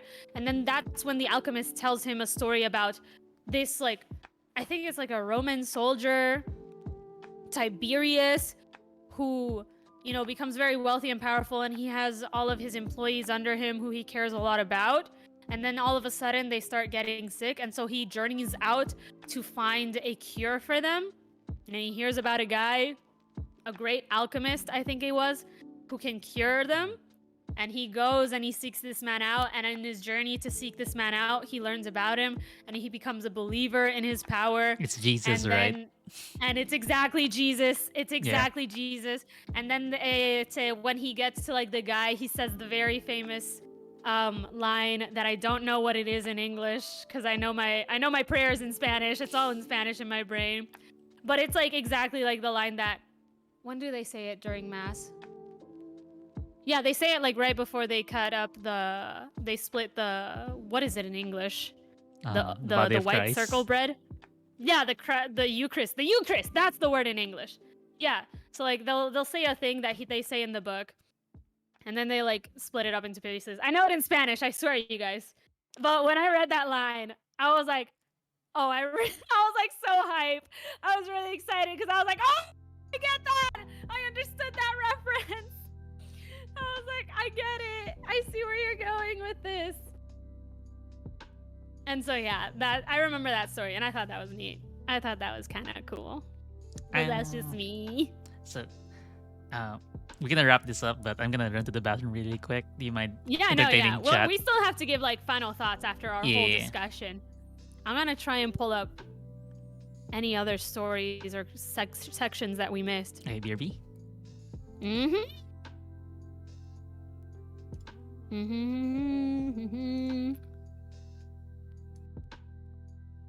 Let's see. Where is...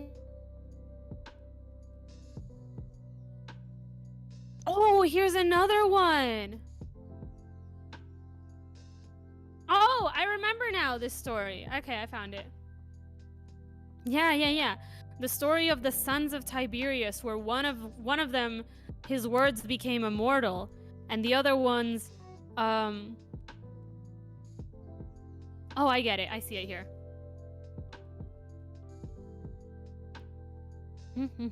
I'll wait for Zol to come back. I don't know if there's another one that I forgot. I'm gonna pull up the Spark Notes page again and kind of scroll through it really quick, see if I missed anything.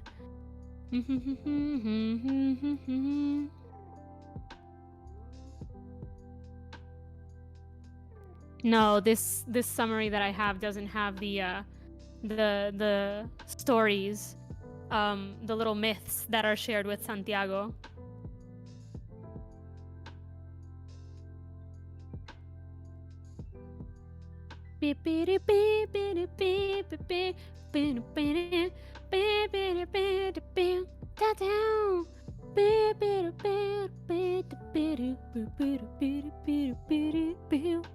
I hope you guys are having fun listening to us talk about The Alchemist, everyone.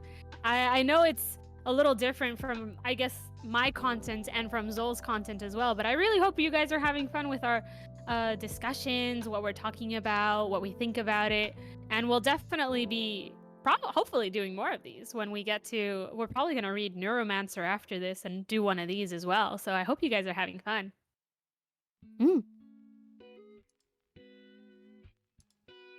Oh, and we didn't talk about the maktub. That's another thing we should bring up. Let me peep Soul's chat, see if someone's responding there. Hello. Meeting ended. Welcome back. Welcome back, Iceman. Good hangout time. Welcome back.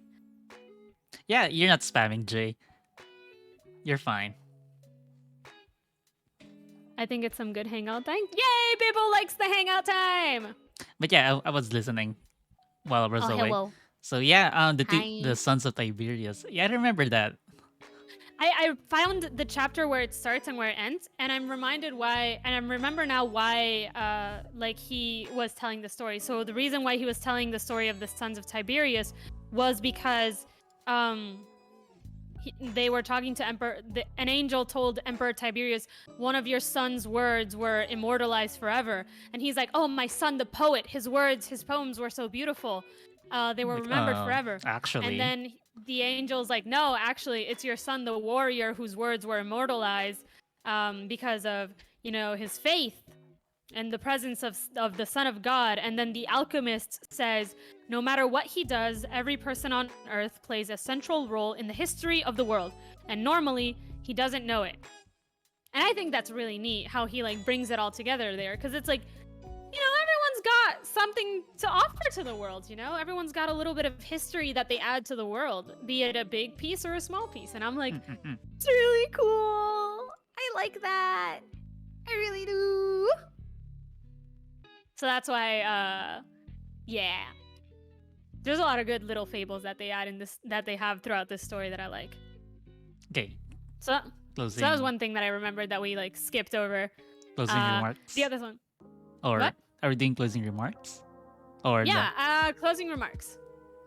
Unless there's anything else you want to bring up from the book that you want to discuss a little more in depth. I think I'm good. I'm ready for closing remarks. But if you want to cover the things we missed, go ahead. That's the only thing I think we missed, because the other thing that we didn't really mention, but there's not too much to say, at least in format of discussion, is the phrase it is written, which Santiago learns from the Crystal Merchant, and it is brought up repeatedly throughout the story. But that's kind of another reminder of the universe conspires in your favor towards your personal mission, towards your personal fable.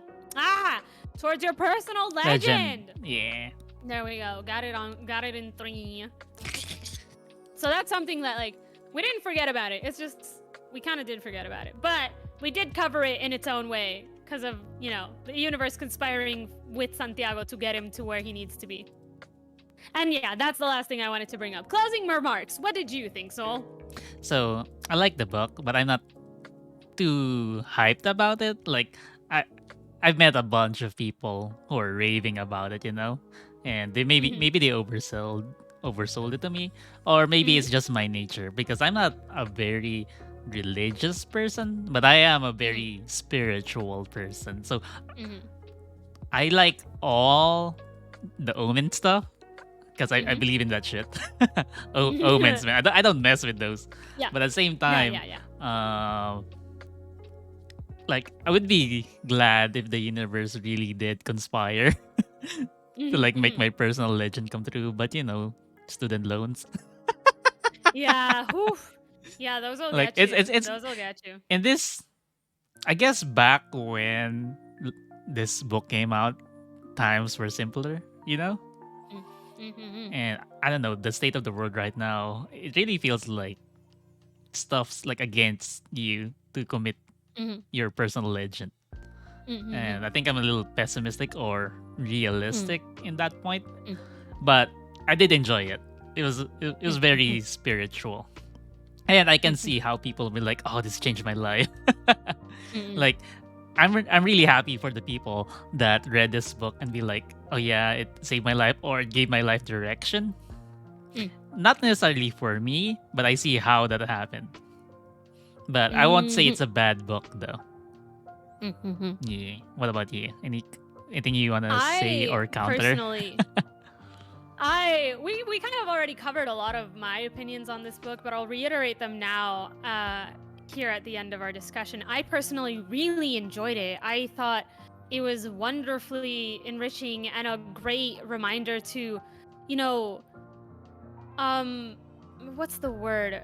Motivations, memories, core fundamental aspects of my personality that that had fallen through the wayside. Because I myself, I don't. Maybe I'll explain it later in a second when I figure out what I'm trying to say. But Words are I'm hard. personally, words hard.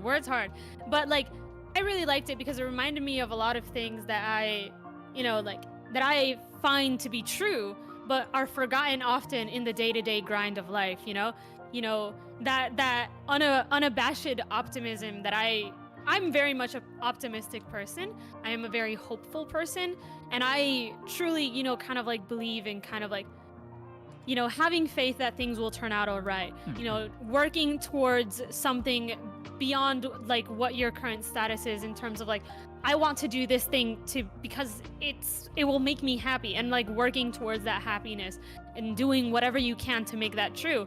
And obviously, there's a certain degree of realism that needs to be applied. Obviously, this book is very close to like a fable. It is the ideal, the perfect ideal of achieving your dreams, and the real world is usually not as clean cut or easy, but it is not always against you. And I think that's something worth remembering. It's worth remembering that sometimes the universe does conspire in your favor. Sometimes you will luck out. Sometimes things will work out. And I think it's important to remember those, because I think too often we get sunk down in like bad times and we forget, things can be good. They don't need to be sad all the time. And I personally really liked it. I remember, I remember to have hope. I remember to have dreams and chase after them. So I think that's what, for me, I personally really enjoyed it. And there's also probably an aspect that I am very like spiritual, but also very like Catholic. I was born that way. I was raised that way. I still, practice. So I think that definitely paints my vision of the story just because of how I was raised. So yeah. Jay says, Alchemist was a random book that my cousin gave, and it was a nice look into life. Definitely. Yeah, exactly. It's nice because, you go through life, you go through the daily motions of life, but are you really living? Are you really kind of like, seeing the world around you and being reminded, wow, this is the real world and it's amazing. Like the other day, I was walking my dog and I was kind of like, feed the dog, clean the apartment. And I look over my shoulder and I see this cat taking a nap in a window next to some tulips. And it brought so much joy to my life to see that, because I was like, that cat looks so happy and it's so beautiful. And for a moment, I was so acutely aware of like the wonders of the world. And it's just like, it's such a wonderful world we live in. It's so important to us as human beings to not forget that, to not forget to, stop and sniff the flowers. Like, I don't know if anyone in chat has gone outside to look at the stars recently, but the stars are lovely. Touch grass. They're so pretty. And today the sun was so beautiful and the grass was so green. And I was like, there's a lot to love about life, There's so much good out there. And yeah, life can be rough sometimes, but it can be so beautiful at times, And I'm like, I really like this book. I don't know what to tell you. It's really good. I can see why this book would like spur people to action, but I'm just like, cautioning people like, it's good that you're gonna go if because of this book you're gonna go out and find your personal legend. Just be aware that you're probably not gonna turn into the wind. Yeah, you're not gonna turn into the wind. I'm sorry. Like it's very romantic, but it's very inspirational. If you do turn into the wind, we'd love to have you on the channel. You just hit us up. We'd love to hear your story, special edition. We'd love to hear about it. But If you don't turn into the wind, but you do something cool like, oh, I asked the person that I really like out on a date. Yeah. Or, oh, I painted a painting and it wasn't great, but I did it. It's like, yeah, totally. Good Heck job. yeah. Good job. Awesome. 10 out of 10. We love to hear about that. So yeah, you know, Yeah, I like follow your dreams. I like to reiterate. I'm not saying it's bad, you know. If it spurred you, like learning a language, right? Like whatever the reason is, whether you have deep appreciation for the culture or a certain like pop media got you interested. Either way, it's good. So Yeah. Seek happiness. if Alchemist like Seek spurs you to happiness. action for your own happiness, good. I'm not like saying that's Yeah. ill, you know. Good. Yeah, it's very much a book that finds its strength in the individuals that read it. It's because, like I said, it's like a fable. It's a very simple book. It's very like symbolic in what it says, and it's very obvious in the symbols that it presents. Like it's definitely one of those. It's as deep as you want it to be kind of books. But yeah, I like that its core message is, you know, find happiness, find your destiny, find what you want to do, and do it. And I'm like, yee, I like that. I'm like, yeah. Okay. Thanks for everyone for joining us in this discussion of The Alchemist. I'm just gonna plug Thank you for in joining. the next book, Neuromancer. The Neuromancer by William Gibson. A big pivot from our current topic, definitely. Yeah. But The origins of It- cyberpunk. if you've read it or you want to join us for the next book club discussion, yeah, we have time. Like we haven't read it yet. We haven't read it yet, and we'll probably we'll keep each other in touch, and we'll probably keep all of you guys in some way or shape or form in touch on how much progress we've made on the book, so that you know. But I don't know, how fast of a reader would you say you are, Zol? It depends on the content. Like if I'm into it, like I'm fucking into it. Like Yeah, I totally get you. I'll make mods later. But yeah, Right on. if you guys want to stay updated to like when the next book club is, or where we are, or what we're interested in, remember to like give us a follow. Give us a follow here on the Twitch, or give us a follow on the Twitters. That's very likely where we'll post properly when the reading of Neuromancer will be discussed. But yeah, like Zol said, feel free to follow us for updates. If you're interested in reading Neuromancer and being a part of the discussion, absolutely read it. Follow the Twitter so you know when it happens, and be sure to join us. We love having people in the chat sharing their thoughts and ideas. This is an open floor discussion. It's a book club. None of us are English teachers. None of us are geniuses. None of us are professionals. We're just here to talk about books that we think are cool. And sometimes they're deep and philosophical, and sometimes they're Santiago's a little bit of a bitch boy at the start, but he gets there. He gets there. You know? Sometimes we're silly, sometimes we're deep. Most of the times we're just nerds. Okay. Thank you so much for joining, ladies and gentlemen. I have been Mels, I've been Zool. and this has been Book club. Book Club! Yay! Okay. Do you plan on raiding someone? I will raid whoever you raid. I'm raiding the Mahjong game. Oh yeah. Okay. I totally know. I know what mahjong is now. Can you send me the I'm just the whatchamacallit? I'm just preparing my raid message. Ooh, yes. Book club. Let's go with book club. Raid. You're so prepared. You always have like the books that we're discussing like up, and that's like so smart. No. That's such good streamer. See, that's your personal mission, Zol, to become a #1 streamer royale. Oh my! I wish. See, there you go. Personal mission acquired, baby. And here you said you didn't have one. It's a hobby.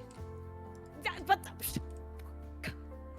and so is going to the pyramids once in your life. That was a hobby. That was like a summer trip that Santiago took. He's like, I want to see the pyramids. And it's like, boom, personal legend accomplished. But first, Japan. Oh, yes, Japan. Ikimasu. What do I say? Like book club raid. I want to say read The Alchemist. The Alchemist. Yeah. Discussions. My playlist has thrown now Hollow Knight music at me, and I'm like vibing so hard. Oh, maybe you should send me your playlist. I've just had random cafe music. What I did, see, that was smart. I put the Hades soundtrack, which definitely went a little too hard at times, but since I had it at such a low volume, it was like pretty fun. It was pretty fine. So, and then after the album was done, it just kind of went to random video game music, and that's why now we're in Hollow Knight music, which is like, oh, so good, so good. Fuck. Bang, bang, da bum, ba, ba, ba, ba, da, bang. You know what? See, I'm not that fully prepared. Maybe I should have like copied paste this somewhere instead of like typing it. Don't worry, you're still Right learning. here. You're still on your journey. You're still on like your first big character moment with the Crystal Merchant in your own journey, in your own personal legend. You're still growing as a character, Zol. There's time for character development. Who do you want to meet in your adventure in your personal legend? Who's like your Fatima and your Englishman? I'm- Tag your fellow Englishmen. I don't know. That's such a deep question. Make it silly. I'm expecting a silly answer. We're done for the discussion. Now we can be silly, haha. I can't concentrate. Ah! But I like to meet other VTubers in the future. なるほどね. Okay, sending you the person I'm raiding. Yes, please. I need to know who to raid. Are you sending me through the how do I Streamer find? chat. Streamer chat. Arigatou gozaimasu. Jay, Hello? thanks for the follow. How much? Welcome to the Soulmates. I'm glad you enjoyed our book club. I hope to see you next time. Oh my god, Jay! Too sweet, too sweet. I hope you come for the next one. I hope you read Neuromancer with us. I've heard it's excellent. I'm personally very excited for reading Neuromancer. I've heard so many good things. It's Same. the inspiration for like All of Do Cyberpunk. Androids Dream of Electric Sheep, the inspiration for Blade Runner. This is like a fundamental piece of literature in cyberpunk and world building, and I'm like, it's gonna be such a good read. I'm excited. And we just don't do book clubs all the time. We play other shit there. Yeah, unfortunately, life and time are quite time is limited, and we can't be reading books all day every day. Only. We have jobs. We need to make money. We need to feed ourselves. But yeah, So yeah, we're going to Nori's chat. Norimika. Just call. Norimika-chan. Yeah. So see you guys next time. I don't know if you're streaming this week, but I'll be back tomorrow. I'll be streaming Dredge, which is a fishing game. Ooh. Ooh.